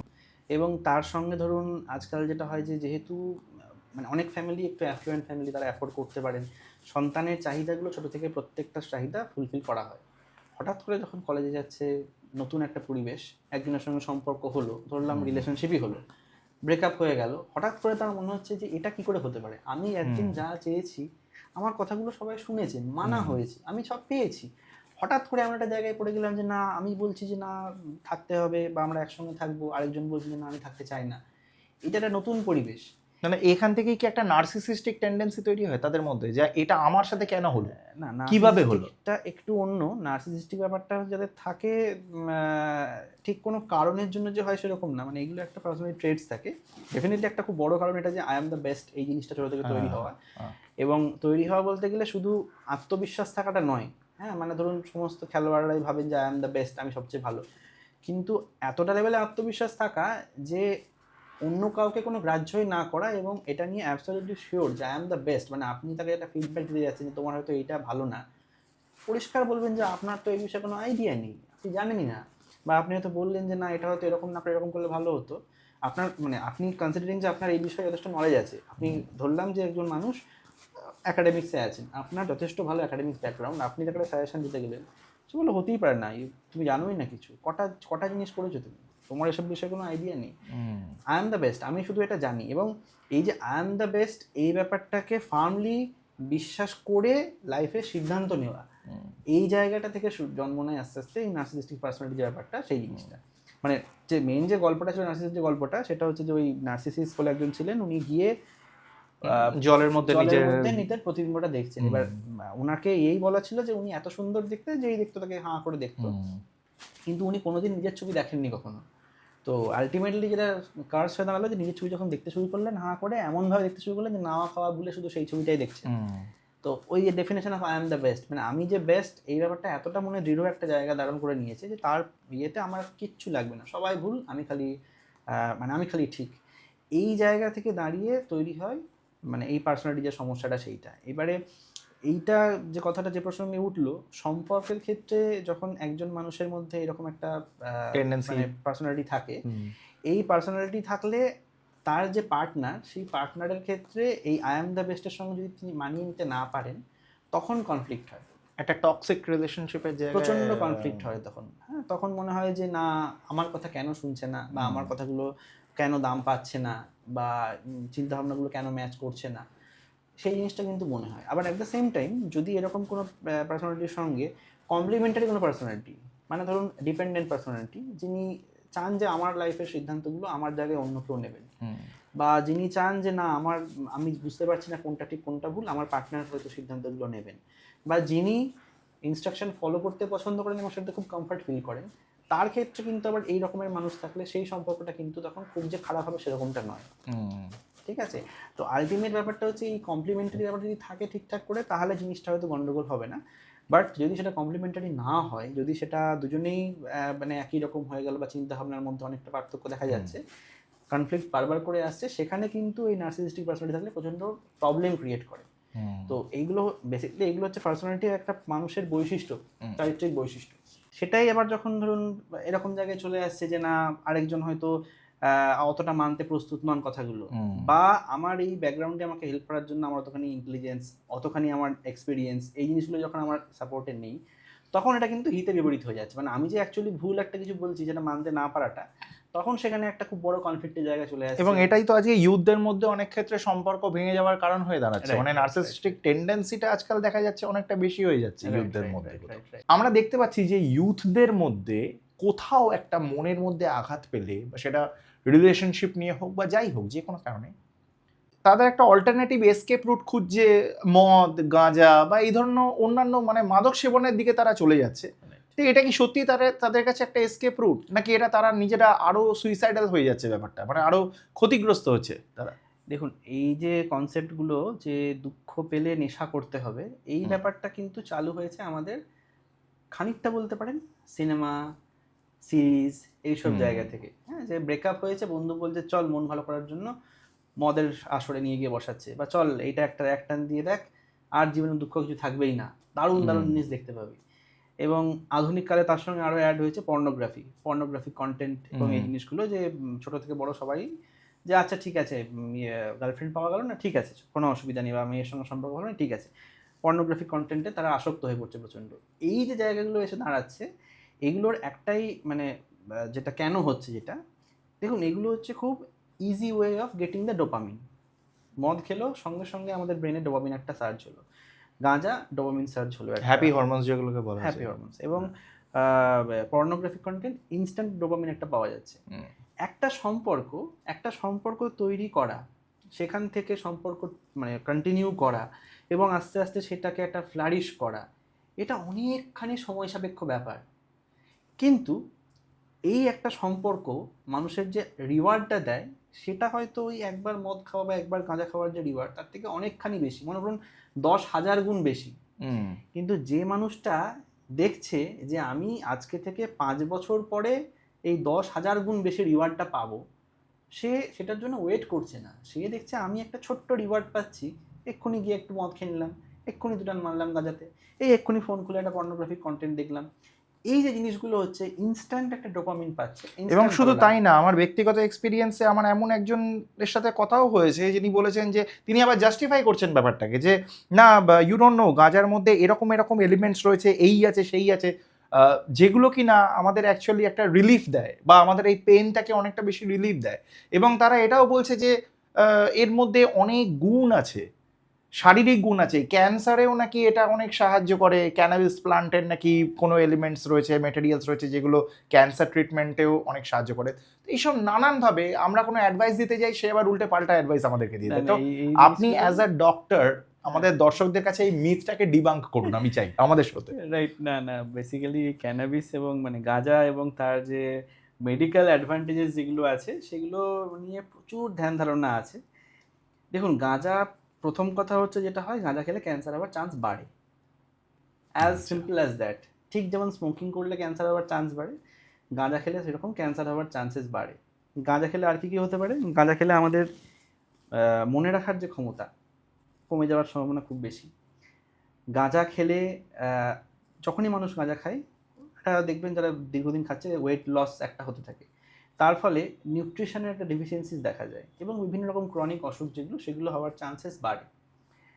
এগুলো আমি বলছি না, মানে এগুলো এরকম না যে আমি দেখলাম আমার অবজারভেশন থেকে বললাম। এই জিনিসগুলো গবেষণা বহু বছর থেকে চলে এসছে, যেটাকে বলা হয় সায়েন্টিফিক ফ্যাক্ট অ্যাবাউট গাঁজা। তো এইটা হচ্ছে আসল সায়েন্স, এবং এটা আমার কথা নয়। এই জিনিসগুলো নিয়ে যদি পাবমেড, বা যেটা আমরা যেখান থেকে আমরা জার্নালস পড়ি, পাবমেড জার্নালে গিয়ে সার্চ করেন, মানে রিসার্চ প্রচুর পেপার্স আছে, আরসিটিস আছে, মেটানালাইসিস আছে, সিস্টেমেটিক রিভিউজ আছে, প্রচুর আছে সেগুলো নিয়ে। লাস্ট 2025 সালেও একটা রিভিউ বেরিয়েছে এটাতে, মানে যত ডেটা তার কালেকশন করে দেখা গেছে। তো গাঁজার অ্যাকচুয়ালি এই যে অ্যান্টি ক্যান্সার প্রপার্টি বা হ্যান ত্যান যেগুলোকে প্রমোট করা হয়, সেটা তারা কোনো এভিডেন্স খুঁজে পাননি। আচ্ছা, ঠিক আছে। গাঁজা কোথায় লাগে? গাঁজা যখন কারোর ক্যান্সারের ট্রিটমেন্টে কেমোথেরাপি দেওয়া হয়, কেমোথেরাপিতে অনেকের খিদে কমে যায়, বমি হয়, সেই সমস্ত ক্ষেত্রে যখন কনভেনশনাল ওষুধগুলো কাজ করছে না, সেখানে গাঁজা নয়, সেখানে ক্যানাবিডিওল অয়েল, যেটা সেইটা প্রিপারেশন তার একটা নির্দিষ্ট স্ট্রেংথে সেটা দেওয়া হয়, তাতে খিদে বাড়ে অনেকের ক্ষেত্রে, অনেকের ক্ষেত্রে এই ভমিটিংটা কম হয়। গাঁজা কোথায় লাগে? মাল্টিপল স্ক্লেরোসিসে যে মাসেল স্প্যাজম, মাসেল পেইন যেগুলো হয়, সেই সমস্ত ক্ষেত্রে অন্যান্য ওষুধ কাজ করে। যখন দেখা যাচ্ছে এগুলো ভালো এফেক্ট পাওয়া যাচ্ছে না, ক্যানাবিডিওল অয়েল এগেন সেখানে কাজ করে। গাঁজা আর কোথায় কাজ করে? যেখানে মানে drug resistant epilepsy, conventional antiepileptic drugs সেগুলো কাজ করছে না বা আটকানো যাচ্ছে না, সেই সব জায়গাতে ক্যানাবিডিওল অয়েল যেটা এগেন সেইটা হচ্ছে অ্যাপ্রুভড ফর ট্রিটমেন্ট। এই তিনটে জায়গাতে কিন্তু মোস্টলি ক্যানাবিডিওল অয়েল যার তার ইউজ আছে। এছাড়া আর মেডিকেল স্টিল নাও এখনো পর্যন্ত এফডিএ বা আমাদের যে ড্রাগ রেজিস্টার ইন্ডিয়াতে তাদের কোনো জায়গাতে অ্যাপ্রুভাল নেই for any medical uses of গাঁজা। ওকে। এবং এই কথাগুলো আবার বলছি, এগুলো কিন্তু আমার কথা নয়, মানে আমি দেখলাম, আমি বুঝলাম, আমি জানলাম সেরকম কথা নয়। এই কথাগুলো সমস্ত লিটারেচার যা এতদিনের গবেষণার ফসল, সেই সমস্ত ফসল সাজিয়ে ওকে রেখে দিয়েছেন। যার মনে হবে যে না আমার হয়তো গাঁজার কোনো একটা প্রপার্টি কিছু আছে, গিয়ে খুঁজে সার্চ করে সেই পেপার পড়লেই তারা এই রেজাল্টে আসতে পারবেন। এবার গাঁজার ক্ষতিকারক দিকগুলো কি? ক্ষতিকারক দিক যেগুলো বললাম সেই জিনিসগুলো। এবং গাঁজাতে যেটা সবচেয়ে বড় রেজিস্ট্যান্স আমাদের হয় সেটা হচ্ছে যে গাঁজার ট্রিটমেন্ট করাটা খুব ডিফিকাল্ট। অ্যালকোহল বা স্মোকিংয়ের জন্য ট্রিটমেন্ট আছে, যেখানে ওষুধ বা বিভিন্ন রকম থেরাপিগুলো করলে সেগুলো খুব এফেক্টিভ। গাঁজার ক্ষেত্রে অ্যাজ সাচ এফেক্টিভ মেডিসিন যেটাতে গাঁজার ইয়েটা কমবে, আর গাঁজা খাই যে ইচ্ছেগুলো আসে এগুলো কমবে, সেই অপশনটা আমাদের কাছে খুব কম, খুব একটা সেই অপশনটা আমাদের কাছে নেই। তার ফলে মেনলি কাউন্সেলিং করা, বাকি যে সিমটমসগুলো হচ্ছে গাঁজা না খেলে সেই জিনিসগুলো ম্যানেজ করা, সেইভাবে আমাদেরকে ট্রিটমেন্টটাতে গাঁজার ক্ষেত্রে এগোতে হয়। পার্সোনাল অভিজ্ঞতা যদি বলতে বলেন আমাকে, আমি আমার এমডি করেছি আসামে। আসামে আমি যখন 3 বছর রেজিডেন্সি করেছি, আমি প্রচুর, মানে ধরুন আমাদের ওখানে দিনে হয়তো 7 জন থেকে 10 জন করে পেশেন্ট ভর্তি করা হতো অ্যাভারেজ, কখনো কখনো বেশি, সেটা 10-15 হতো। তো এই যে নাম্বার অফ পেশেন্টস ভর্তি করা হতো 3 বছর, মানে ভেবে নিন কতজন পেশেন্ট ভর্তি করা হতো। যে এই একটা বড় ইনস্টিটিউশন, সেখানে এতগুলো পেশেন্ট ভর্তি হচ্ছে, তার মধ্যে খুব কম করে হলেও মানে 1/3 বা তারও বেশি পেশেন্ট থাকতেন যারা ক্যানাবিস মানে গাঁজা নিয়ে তার ফলে তাদের সিভিয়ার মেন্টাল ইলনেস, মানে স্কিজোফ্রেনিয়ার মতো সিমটমস, বাইপোলার ডিসঅর্ডারের মতো সিমটমস, রাত্রে ঘুম হচ্ছে না, ঘরে ভাঙচুর করছেন, কারোর কথা মানছেন না, বেরিয়ে বেরিয়ে চলে যাচ্ছেন, মানুষজনকে চিনতেই পারছেন না, সেরকম অবস্থা থেকে ভর্তি করা হলো। এবং ভর্তি করার পরে সেক্ষেত্রে কিছুদিন ট্রিটমেন্ট করার পরে দেখা গেল, কিছুদিন বলতে সেটা কোনো কোনো ক্ষেত্রে 10 দিন, কোনো কোনো ক্ষেত্রে 15-20 দিন, 1 মাস, তারা কিন্তু একদম পুরোপুরি আগের অবস্থায় ফিরে যাচ্ছেন, সম্পূর্ণ সুস্থ, মানে নর্মাল মানুষ যেরকম থাকে। ওকে। এবং এই যে স্টেটটা মাঝখানে যে 1 মাস 1.5 মাসের যে সমস্যা, যে এই প্রবলেমসগুলো হলো, এটা কিন্তু মোস্টলি বলা যেতে পারে যে এই যে অতিরিক্ত গাঁজার ইউজ শুরু হয়ে গেছিলো তার থেকে এই স্টেটটা প্রেসিপিটেট করেছে। হয়তো সমস্যাটা ওনার মধ্যে আগেও ছিল, কিন্তু গাঁজা নেওয়ার ফলে এই সিমটমসগুলো খুব বেশি করে বেরিয়ে এসছে এবং সেগুলোকে আর কন্ট্রোল করে রাখা যাচ্ছে না। এতটা সিভিয়ার ব্যাপার হয়ে গেল যে তাকে ভর্তি করে নিয়ে রাখতে হলো এবং ট্রিটমেন্ট করতে হলো। এবং এরকম পেশেন্ট প্রচুর আমরা পেয়েছি ওখানে। তো এখানেও যখন আমি এমসিউ ছিলাম তখনও সেরকম পেশেন্ট দেখেছি। একটু হয়তো নাম্বারটা ওখানে যতটা দেখি তার থেকে হয়তো একটু কম। অবশ্যই হতে পারে যে ওখানে আর মানে একটু বড় জায়গায় কাজ করেছিলাম, সেটা একটা কারণ হতে পারে। কিন্তু এই যে পার্টিকুলার অ্যাসপেক্ট অফ গাঁজা যেটা আমরা এখানে দেখতে পাই না, আমাদের সমাজের মধ্যে আমরা দেখতে পাই না, চট করে চোখে পড়ে না, এই জিনিসগুলো এখনকার ইউথদের কাছে যেহেতু অবজারভেশনের এই জিনিসটা নেই, তাই জন্য তারা ভাবেন যে না, এটা তো কোনো অসুবিধা কিছু হচ্ছে না, এটা বেশ ভালো একটা জিনিস, এবং এটা খেলে বেশ একটু শান্ত লাগছে, ভালো লাগছে, হ্যাঁ, অনেক কিছু চিন্তা ভাবনা করতে পারছি, তো সেই জিনিসটা হয়। আর একটা খুব পার্টিকুলার খারাপ জিনিস হচ্ছে ব্যাড ট্রিপ। মানে গাঁজা খেলে অনেকেরই যেটা হয় যে খুব অতীতের দুঃখজনক কোনো ঘটনা, পেইনফুল এক্সপিরিয়েন্স, সেগুলো মনে পড়ে এবং সেইখান থেকে বেরিয়ে আসতে পারেন না।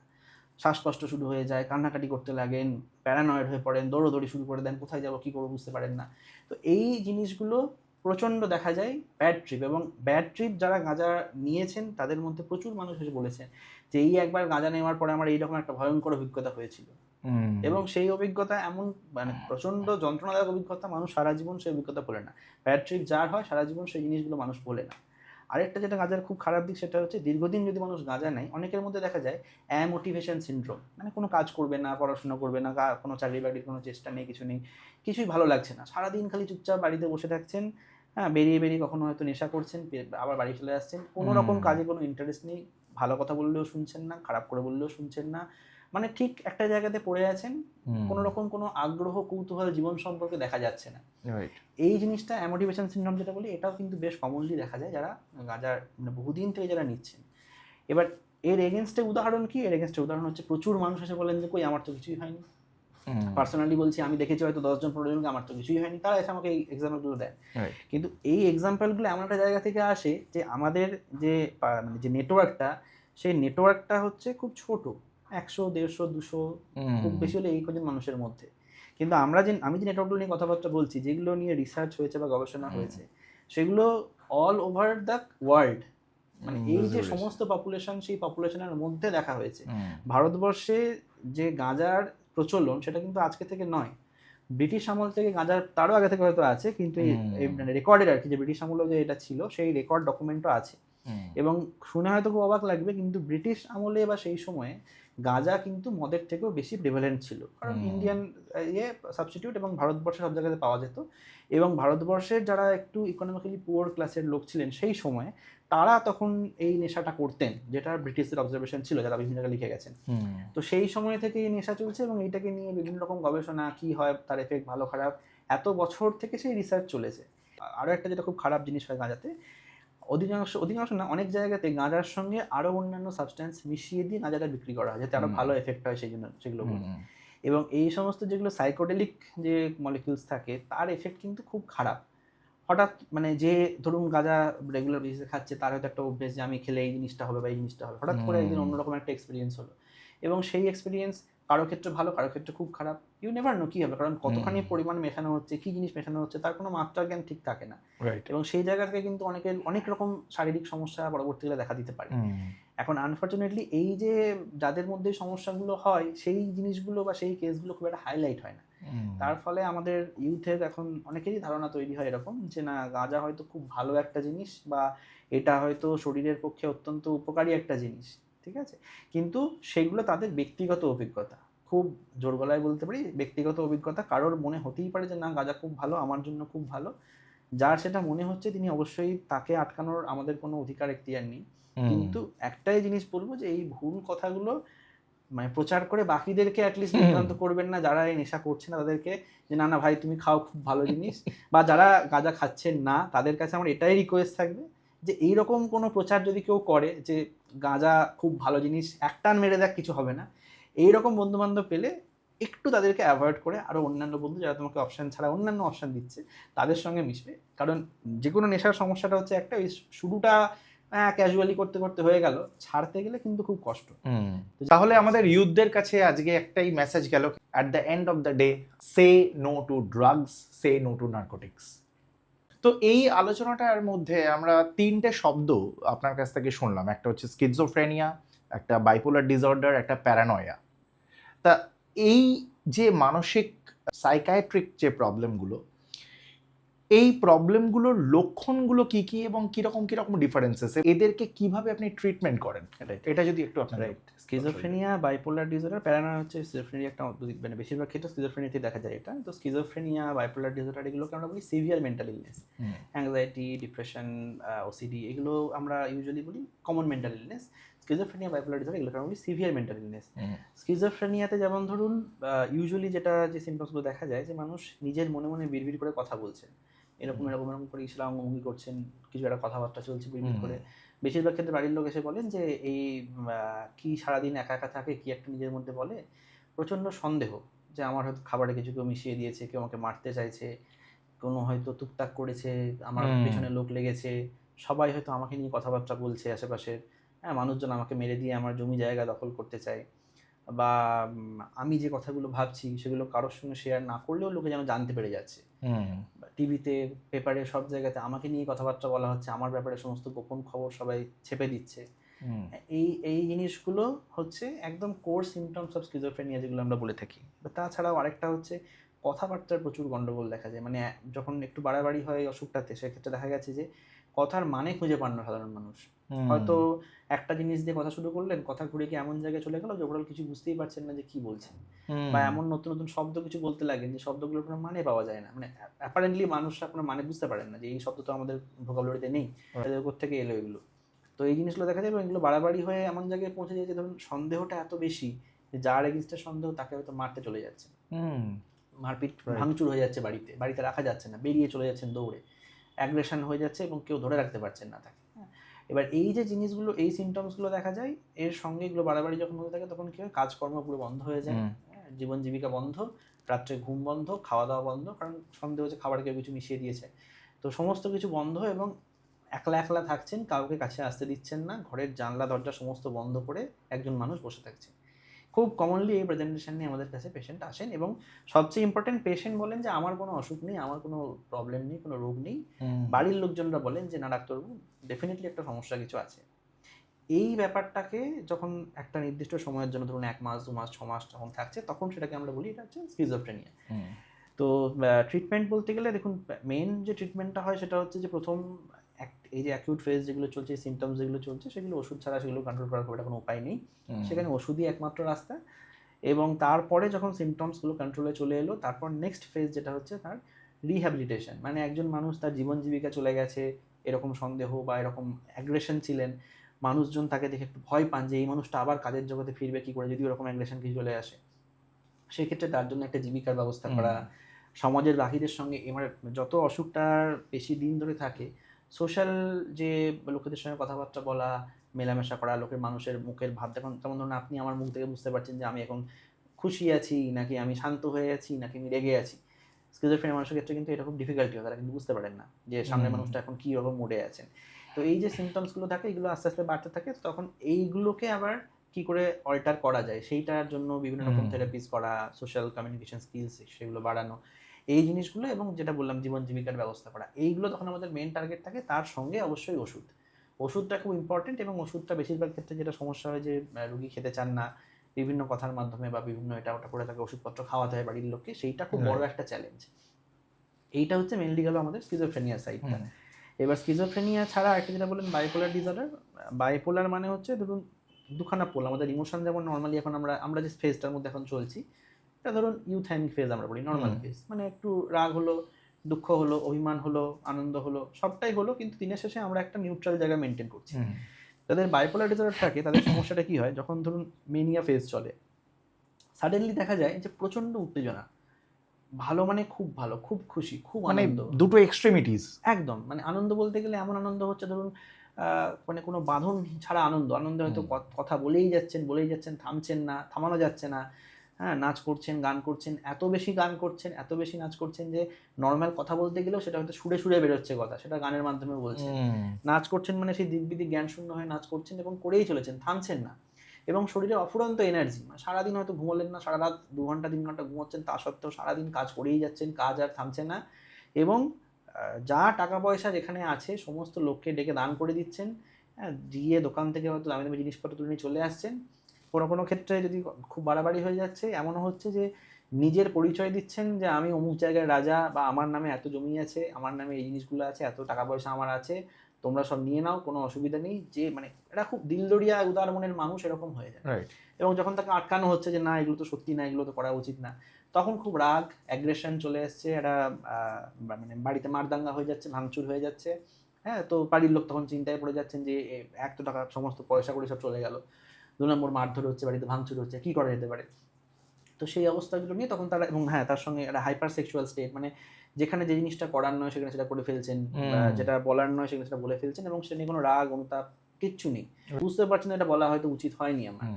তো এটা হচ্ছে মেনিয়া ফেজ। আবার যখন ডিপ্রেশন ফেজটা আসছে, যেটা ইউজুয়াল যে ডিপ্রেশন আমরা দেখি, যেটাকে আমরা বলি ইউনিপোলার ডিপ্রেশন, তার সঙ্গে পার্থক্যটা হচ্ছে খুব তাড়াতাড়ি খুব সিভিয়ারিটা হয়ে যায়। মানে এখানে ধরুন মন খারাপ হলো, চট করে প্রচণ্ড সিভিয়ার ডিপ্রেশন হয়ে গেল, যে একদম কাজকর্ম কিছু করতে পারছেন না, ভালোই লাগছে না কারোর সঙ্গে কথাবার্তা বলতে, কোনো ইন্টারেস্ট নেই কোনো কিছুতে, বিছানা ছেড়ে উঠতেই পারছেন না, প্রচণ্ড মনের মধ্যে নিজের ক্ষতি করার চেষ্টা বা ইচ্ছা, যেগুলো সুইসাইডাল টেন্ডেন্সিস, যেগুলো মানে আইডিয়েশনস, যেগুলো সুইসাইডাল, যেগুলো মানে আমি আর বেঁচে থেকে কোনো লাভ নেই, আমার হয়তো পৃথিবীতে কোনো দাম নেই, এই টাইপের কথাবার্তা, চিন্তা, এই জিনিসগুলো প্রচণ্ড মাথার মধ্যে আসতে থাকে।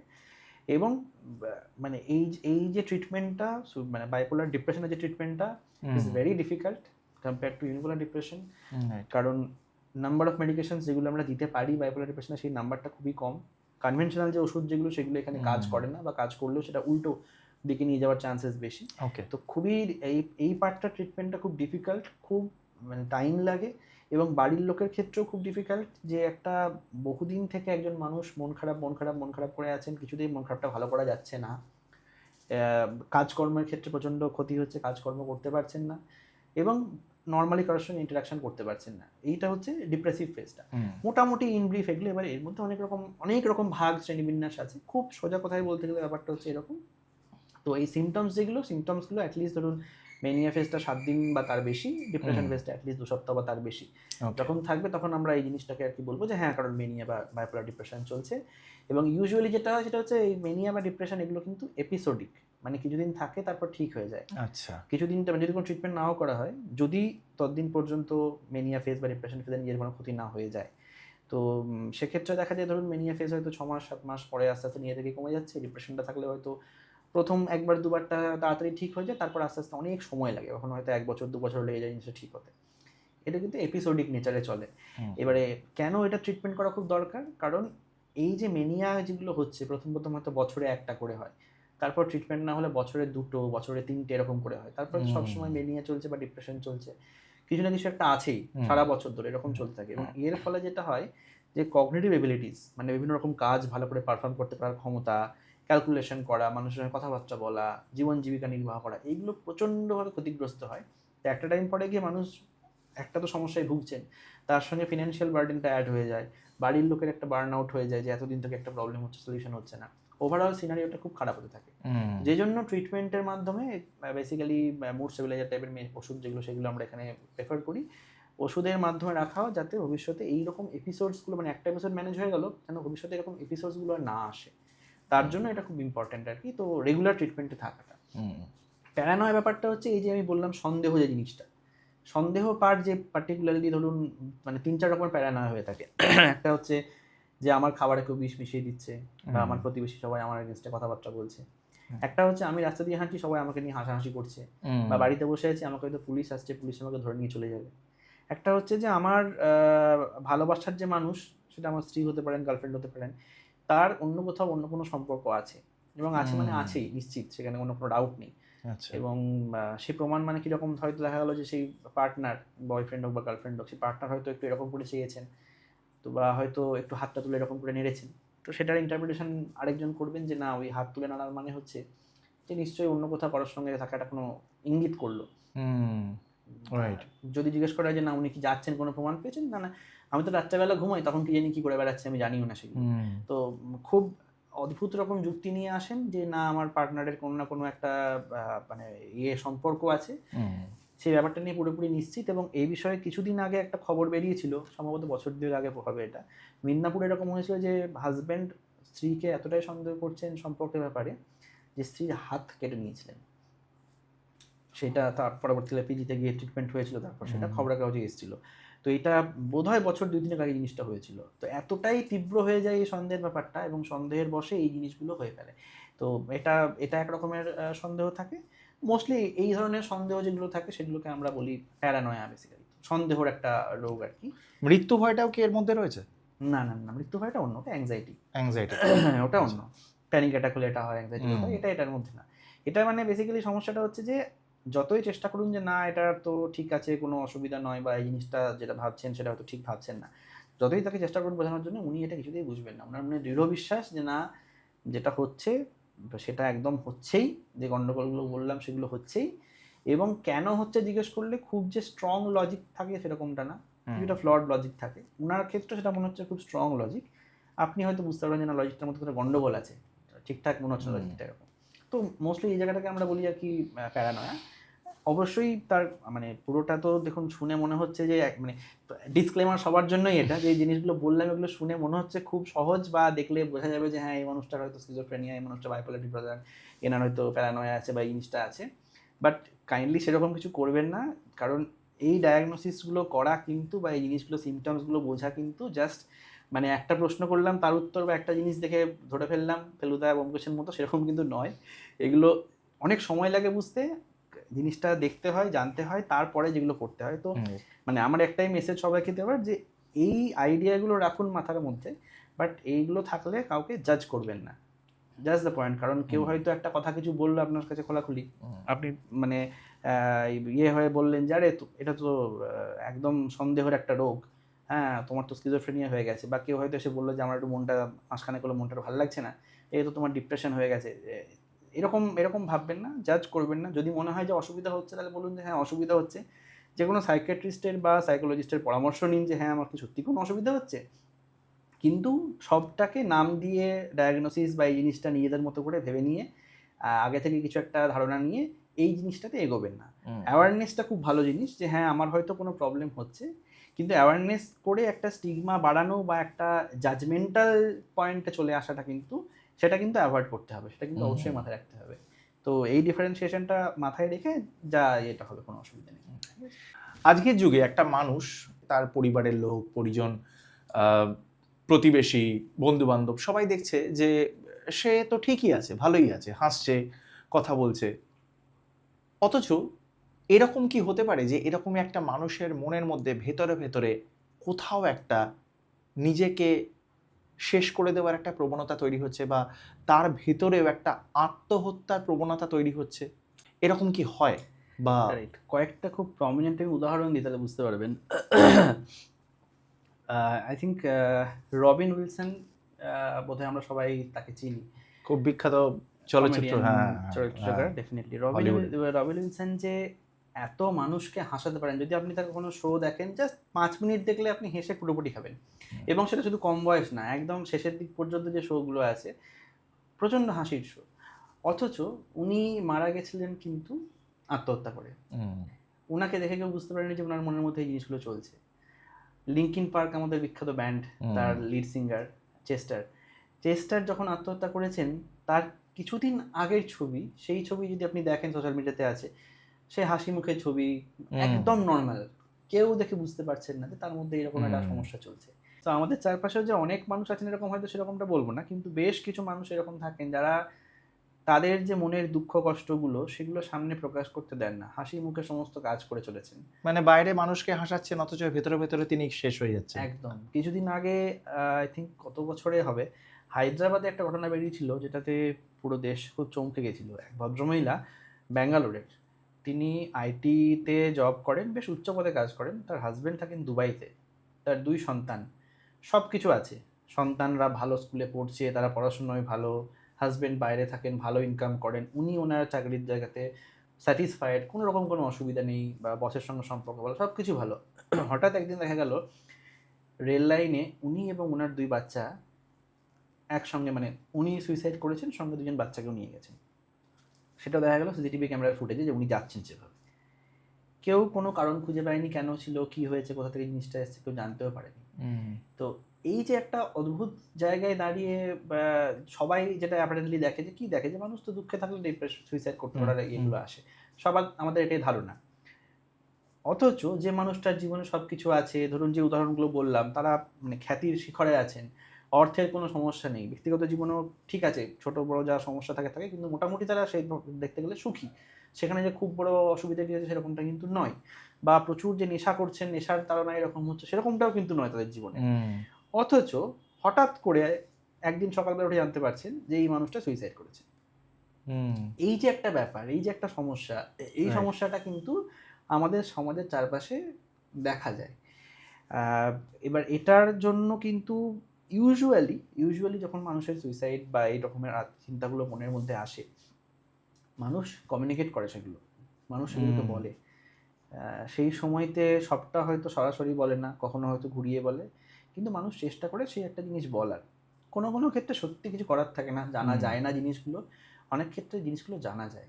তো সেখানে যেটা একটাই জিনিস বলার, সেটা হচ্ছে যদি এরকম কেউ বলছেন, মানে কারোর কাছে আর কি এসে এরকম বলছেন, ব্যাপারটা কি না, খুব হেলাফেলাভাবে নেবেন না, যে ও তো অনেকেই বলে, অনেকেই করে, হ্যাঁ দেখাই যাক করতে পারে কিনা, বা চ্যালেঞ্জ দেওয়া যে করে দেখা, এই জিনিসগুলো যেন একদম না হয়। ইমিডিয়েটলি অ্যাড্রেস করা দরকার। যদি কিছু করতে না পারছেন, বসে কথা বলুন ওনার সঙ্গে উইথ এমপ্যাথি, জানতে চান কি ব্যাপার, কি হয়েছে, জানান যে আপনারা পাশে আছেন যে কোনো রকমভাবে, এবং যে মানে অবশ্যই পারলে সবচেয়ে ভালো যত তাড়াতাড়ি সম্ভব প্রফেশনাল হেল্প, সাইকিয়াট্রিস্ট হোক, সাইকোলজিস্ট হোক, যে কোনো কাউন্সিলার, যে কোনো মানুষের কাছে। ইনফ্যাক্ট এখন আমাদের নিমহ্যান্স থেকেও টেলিমানাস সার্ভিসেস চালু করেছে, 14416 হেল্পলাইন নাম্বার, যেটা কিছু না পারলে এখানে ফোন করুন, কিছু একটা করুন, জাস্ট বেসিক্যালি এই যে যদি কারোর মনের মধ্যে এই সুইসাইডাল থটস, আইডিয়েশনস এগুলো আসছে, দেখতে পাচ্ছেন চোখের সামনে কেউ এক্সপ্রেস করছে এগুলো, ডেফিনেটলি সেই জায়গাটাকে খুব ক্যাজুয়ালি নেওয়ার কোনো জায়গা নেই। কোনো মানুষই নিজের জীবন শেষ করতে চায় না, মানুষ মানে এমনভাবেই তৈরি। কিন্তু যখন সেই ফেজটার মধ্যে দিয়ে মানুষ চলেছেন, ডেফিনেটলি খুব খারাপ কিছু একটা ব্যাপার চলছে যার জন্য জিনিসটা চলছে, এবং সেটা সবসময় যে পারিপার্শ্বিক দিক থেকে কিছু খারাপ হতে হবে সেরকমটা নয়। আমাদের ব্রেন কখন কিভাবে কাজ করে আমরা সবটা বলতে পারি না। তো যখনই কেউ এরকম জিনিসটা এক্সপ্রেস করছেন, সমস্যা হচ্ছে, অবশ্যই সেখানে হেল্প নেওয়া দরকার, ওনার পুরো কথাটা শোনা দরকার, এইটা খুব দরকার। আমি আমাদের দর্শক বন্ধুদের অবশ্যই এটাকে অবগত করতে চাইবো, জানাতে চাইবো। আমাদের সাথে যিনি রয়েছেন তিনিও কিন্তু এরকমই একটা অনলাইন একটা সংস্থা তিনি চালু করেছেন। যে কোনো ধরনের মানসিক সমস্যা নিয়ে যেসব মানুষরা ভুগছেন, সাফার করছেন, তারা কিন্তু অবশ্যই দাদার সাথে এসে যোগাযোগ করতে পারে। এবং আমি চাইবো যে দাদা আরও ডিটেলসে আমাদের এই দর্শক বন্ধুদেরকে আপনাদের এই যে অর্গানাইজেশনটা বা অনলাইন যে আপনাদের সার্ভিসটা যেটা শুরু করেছেন সেটা আমাদের দর্শকদের যদি একটু জানান। আমরা যেটা চালু করেছি সেই জিনিসটা মানে সেই সংস্থাটার নাম হচ্ছে বোধি কেয়ার। বেসিক্যালি আমাদের আইডিয়া হচ্ছে যে বিভিন্ন মানসিক রোগ তৈরি হওয়ার যে আগের স্টেজটা, সেই স্টেজটাতে আমরা ইন্টারভিন করতে চাইছি। মানে মানুষের কোনো একটা পারিপার্শ্বিক সমস্যা হলো, অসুবিধা হলো কিছু, সেটাকে নিয়ে ভাবনা চিন্তা করা, সেটাকে নিয়ে টেনশন করা, সেটা বাড়াবাড়ি হওয়া পর্যন্ত অপেক্ষা করা, সেইটা না করে প্রবলেম শুরু হলো তখনই আসুন আমাদের কাছে। আমরা বিভিন্ন রকম সার্ভিসেস, যেমন ধরুন কাউন্সিলাররা আছেন, তারা কাউন্সিলিং করেন, বা ক্লিনিক্যাল সাইকোলজিস্টরা আছেন, রেগুলার থেরাপি নেওয়া বা সেই জিনিসগুলো তারা দেখেন। আমরা আছি যদি কোনো মেন্টাল হেলথ ইলনেস থাকছে বা মানে সেরকম সমস্যা কিছু থাকছে যেটা নিয়ে আমাদের সঙ্গে ডিসকাস করলে ভালো হয় মনে হচ্ছে, আমরা সেখানে আছি, সেই জিনিসগুলোতে তখন সার্ভিস প্রোভাইড করছি। তো এই পুরো ব্যাপারটার মেন টার্গেটটা হচ্ছে ওইটাই যে এক বাড়িতে বসে জিনিসটা করা, কারণ অনেকের মধ্যে একটা ব্যাপার থাকে যে সময় পাচ্ছি না, যাওয়ার ব্যাপার কি থাকে, পাশের লোক কি বলবে, তারা কি বলবেন, এই স্টিগমাগুলো অনেক সময় কাজ করে, যাতে সেই স্টিগমাটা দূরে সরানো যায়। দুই, এটা সবার জন্য সবার কাছে অবধি পৌঁছে যাচ্ছে, যেহেতু আজকাল স্মার্টফোন বা ল্যাপটপ সবার কাছেই মোটামুটি আছে, তো সবার মাধ্যমে পৌঁছে যায় জিনিসটা। এবং তিন, কোয়ালিটি অফ দ্য সার্ভিস, আমরা চেষ্টা করছি যতটা সম্ভব সেই কোয়ালিটি কন্ট্রোল করতে। কিন্তু সার্ভিসটার আমাদের মেন টার্গেটটা হচ্ছে যে মেন্টাল ওয়েলনেস। মানে মেন্টাল ওয়েলনেস মানে জাস্ট আমার কোনো প্রবলেম নেই, আমার কোনো ডিপ্রেশন নেই বা অ্যাংজাইটি নেই, এটা কিন্তু নয়। মেন্টাল ওয়েলনেস মানে হচ্ছে যে আমি মানসিকভাবে এতটাই সক্ষম যে কোনো রকম ছোটোখাটো যেগুলো ঝড়ঝাপটা বাধা বিপত্তিগুলো আসবে সেগুলো আমি সামাল দিতে পারবো। এই সমস্ত ঝড়ঝাপটা বাধা বিপত্তিগুলোকে নিয়েও আমি আমার দৈনন্দিন কাজকর্ম করা, আমার খাওয়া ঘুম, এই সমস্ত জিনিসগুলোকে ঠিকঠাক রাখতে পারবো। এইটা হচ্ছে আজকে মেন্টাল ওয়েলনেস যেটাকে আমরা বলি। আমাদের মেন টার্গেট হচ্ছে মেন্টাল ওয়েলনেসটাকে প্রমোট করা। যেমন ধরুন একটা ছোট্ট এক্সাম্পল দিই, আমাদের একটা প্রোগ্রাম এরকম আছে যে স্মোকিং রিসেট প্রোগ্রাম। যারা এই স্মোকিং করেন প্রত্যেকেই ভাবেন যে স্মোকিং ইয়ার এমন কি বড় ব্যাপার, এই তো চাইলেই ছেড়ে দেবো। অথচ মার্ক টোয়েনের একটা খুব বিখ্যাত কোট আছে যে আমি আমার জীবনে কয়েকশো বার স্মোকিং ছেড়েছি। যে কোনো মানুষ যিনি স্মোকিং করে কথা বললেই জানবেন যে এই তো ছেড়েছিলাম, আবার ধরে ফেলেছি। তো এই যে একটা ব্যাপার যেটাতে ওনার মনে হচ্ছে যে এটা খুব সহজ জিনিস, আমি চট করে স্মোকিংটা ছেড়ে দেবো, অথচ ছাড়তে পারছেন না, বহুদিন বহু বছর হয়ে যাচ্ছে, এবং স্মোকিংয়ের যে খারাপ দিকগুলো আস্তে আস্তে করে সেগুলো যখন ডেভেলপ করে যাচ্ছে, তারপরে গিয়ে না এবার তো ছাড়তেই হবে করে বহুদিন পরে গিয়ে জিনিসটা ছাড়ছেন। এই এভিডেন্স বেসড যে ট্রিটমেন্টস যেগুলো আছে, নিকোটিন রিপ্লেসমেন্ট থেরাপি বা ওষুধপত্র যেগুলো, এগুলো দেওয়ার মাধ্যমে আমরা যাতে একজন মানুষ বলতে পারেন যে না আমি স্মোকিং ছাড়তে পেরেছি, এবং ভবিষ্যতে আবার যদি আমার স্মোকিংয়ের ইচ্ছাগুলো আসে আমি কী কী জিনিস করতে পারি যাতে স্মোকিং আমি আবার সেখানে জড়িয়ে না পড়তে পারি, যাতে ওনার কাছে ইকুইপমেন্টসগুলো থাকে। তো আমাদের মেন টার্গেটটা হচ্ছে প্রত্যেকের নিজেদের যা ওয়েলনেসটা আছে সেটাকে আরও সমৃদ্ধ করা, যাতে এই বিভিন্ন রকম ছোটোখাটো ঝড়ঝাপটা প্রবলেম যদি আসে সেগুলোকে নিজেরা সামলে নিতে পারেন, নিজেদের মতো করে যেন ঠিকঠাক থাকতে পারেন, কাজকর্ম যেন ঠিকঠাক চালাতে পারেন। এইটা হচ্ছে আমাদের এই প্ল্যাটফর্মটার মেন টার্গেট। দেখা যাক, নতুন জিনিস আমরা স্টার্ট করেছি, কীরকম কী হয়। নিশ্চয়ই হবে। আমাদের ভীষণ রকম শুভকামনা রইল। প্রার্থনা করব যে আপনাদের এই উদ্যোগটা আরও অনেক মানুষের কাছে পরিচিতি পাক, তারা আপনাদের কাছে আসুক এবং তারা সুস্থ থাকুক। আমি লাস্ট একটা জিনিস আপনাকে জিজ্ঞেস করব যে আপনি আমাদের দর্শকদের বলুন শেষ একটা মেসেজ দিয়ে যে আলটিমেটলি ভালো থাকা কিভাবে সম্ভব এবং ভালো থাকাটা কেন গুরুত্বপূর্ণ। ভালো থাকার বেসিকগুলো কিন্তু এখনও একই আছে, যেগুলো বহুদিন থেকে চলে আসছে। নিউট্রিশাস ডায়েট, ঠিক সময় রাত্রেবেলা ঘুমানো, প্রপার 6 থেকে 8 ঘন্টার ঘুম, রেগুলার এক্সারসাইজ করা, হাফ অ্যান আওয়ার থেকে 45 মিনিটস, 1 ঘন্টা করতে পারলে খুব ভালো হয়। এই তিনটে জিনিস, এবং নিজের এবং নিজের চারপাশের মানুষজনের সঙ্গে একটা বন্ডিং, একটা কানেকশন তৈরি করে রাখা। কারণ মানুষ সমাজবদ্ধ জীব, আমরা সমাজে আছি এরকমভাবেই যেন থাকতে পারি। এবং নিজেদের যে ফুল পোটেনশিয়াল, সেটা কাজের দিকে হোক, সেটা সংস্কৃতির দিকে হোক, সেটা স্পোর্টসের দিকে হোক, এই ফুল পোটেনশিয়ালটাকে এক্সপ্লোর করা, এই বেসিকটুকুনি যদি মানুষ ঠিকঠাকভাবে করতে পারে, তাহলে অনেক ক্ষেত্রে এই সমস্ত মানসিক সমস্যা, মানসিক রোগ যেগুলো, সেগুলো থেকে দূরে থাকা যায়। দ্বিতীয়ত, যদি মনে হচ্ছে কোথাও যে আমার অসুবিধা হচ্ছে, মানসিকভাবে কোনো প্রবলেমের মধ্যে আমি পড়েছি, তাহলে দেরি না করে যে কোনো মেন্টাল হেলথ প্রফেশনাল, মানে একজন সাইকিয়াট্রিস্ট হতে পারে, একজন সাইকোলজিস্ট হতে পারে, যে কোনো মানুষের সঙ্গে গিয়ে এই ব্যাপারটা নিয়ে ডিসকাস করা যে আমার কি সত্যি সমস্যা হচ্ছে নাকি আমার এটা মনে হচ্ছে। অনেক ক্ষেত্রে দেখা যায় যে যারা এইরকম চিন্তাভাবনা করছেন যে হয়তো কোনো সমস্যা হচ্ছে, অনেক ক্ষেত্রে দেখা যায় যে কোনো সমস্যাই হয়নি, ছোটোখাটো একটা কোনো প্রবলেমের মধ্যেই চলছিলেন, কথা বললেন, কিছু হয়তো ওষুধপত্র খেলেন, বা হয়তো ওষুধ প্রয়োজন পড়লো না, কাউন্সেলিং হলো, জিনিসটার মধ্যে দিয়ে উনি একটা রাস্তা খুঁজে পেলেন, আর ভবিষ্যতে এরকম সমস্যা হয়তো হলোই না। অনেক ক্ষেত্রে দেখা গেলো যে না, একদম আর্লি স্টেজে কোনো প্রবলেম আছে, সেক্ষেত্রে আর্লি স্টেজে ট্রিটমেন্ট স্টার্ট করলে এক্সেলেন্ট লাইফ একটা আপনি সামনে পেলেন। সবচেয়ে বড় কথা, সবাই মিলে কাজের মধ্যে থাকুন, চুপচাপ বসে থাকা, চুপচাপ শুয়ে বসে থাকা চেষ্টা করবেন অ্যাভয়েড করতে, এবং ফোন যতটা সম্ভব রিক্রিয়েশনাল পারপাসে কম ইউজ করবেন ভালো থাকতে গেলে। এইটা আমার বলা সবাইকে। ভীষণ ভীষণ ভালো লাগলো। আমি আজকে প্রচণ্ড একজন পডকাস্টার হিসেবে আমি ভীষণ রকমভাবে সমৃদ্ধ হলাম। আমি নিশ্চয়ই এটা হলফ করে বলতে পারি যে যত আমাদের দর্শক বন্ধুরা যারা আমাদের এই চ্যানেল দেখছেন, তারাও নিশ্চয়ই ভীষণ ভালো লেগেছে তাদের এই এপিসোডটা। আমরা আপনাদের কাছে অবশ্যই প্রত্যাশা করব যে আপনারা আমাদেরকে জানান, আমাদের কমেন্ট বক্সে লিখুন আপনারা কীরকম ধরনের মেন্টাল ইলনেসের মধ্যে রয়েছেন, সেটা আমাদের সাথে শেয়ার করতে পারেন। আপনাদের যদি কোনো রকম আপনাদের নিজেদের জীবনের কোনো অভিজ্ঞতা যদি শেয়ার করতে চান, সেটাও আপনারা করতে পারেন। আপনাদের যদি মনে হয় যে আমরা ডক্টর স্বীকৃতি মুখার্জির কাছে আবার আমরা ফিরে আসবো, আবার একটা এপিসোড করব, তাহলে সেটাও কিন্তু অবশ্যই আমাদের এই কমেন্ট সেকশনে লিখে জানাবেন। যদি ভিডিওটা আপনাদের আজকে ভালো লেগে থাকে, তাহলে অবশ্যই অনেক অনেক লাইক করবেন, শেয়ার করবেন, এবং অবশ্যই কিন্তু আমাদের চ্যানেলটাকে সাবস্ক্রাইব করতে ভুলবেন না। এটা কিন্তু ভীষণ ইম্পর্টেন্ট, কারণ আপনারা কিন্তু চ্যানেলটাকে সাবস্ক্রাইব করলে আপনারা কিন্তু এরকম এপিসোড আরও অনেক বেশি দেখতে পারবেন আমাদের পক্ষ থেকে। তাই চটপট সাবস্ক্রাইব করুন, সঙ্গে থাকুন। খুব তাড়াতাড়ি এরকমই আরও অনেক ইন্টারেস্টিং ভিডিও নিয়ে আপনাদের কাছে আমি আসবো। ততক্ষণ অবধি আবার বললাম, ভালো থাকবেন, সুস্থ থাকবেন, শুধু শারীরিকভাবে নয়, মানসিকভাবেও।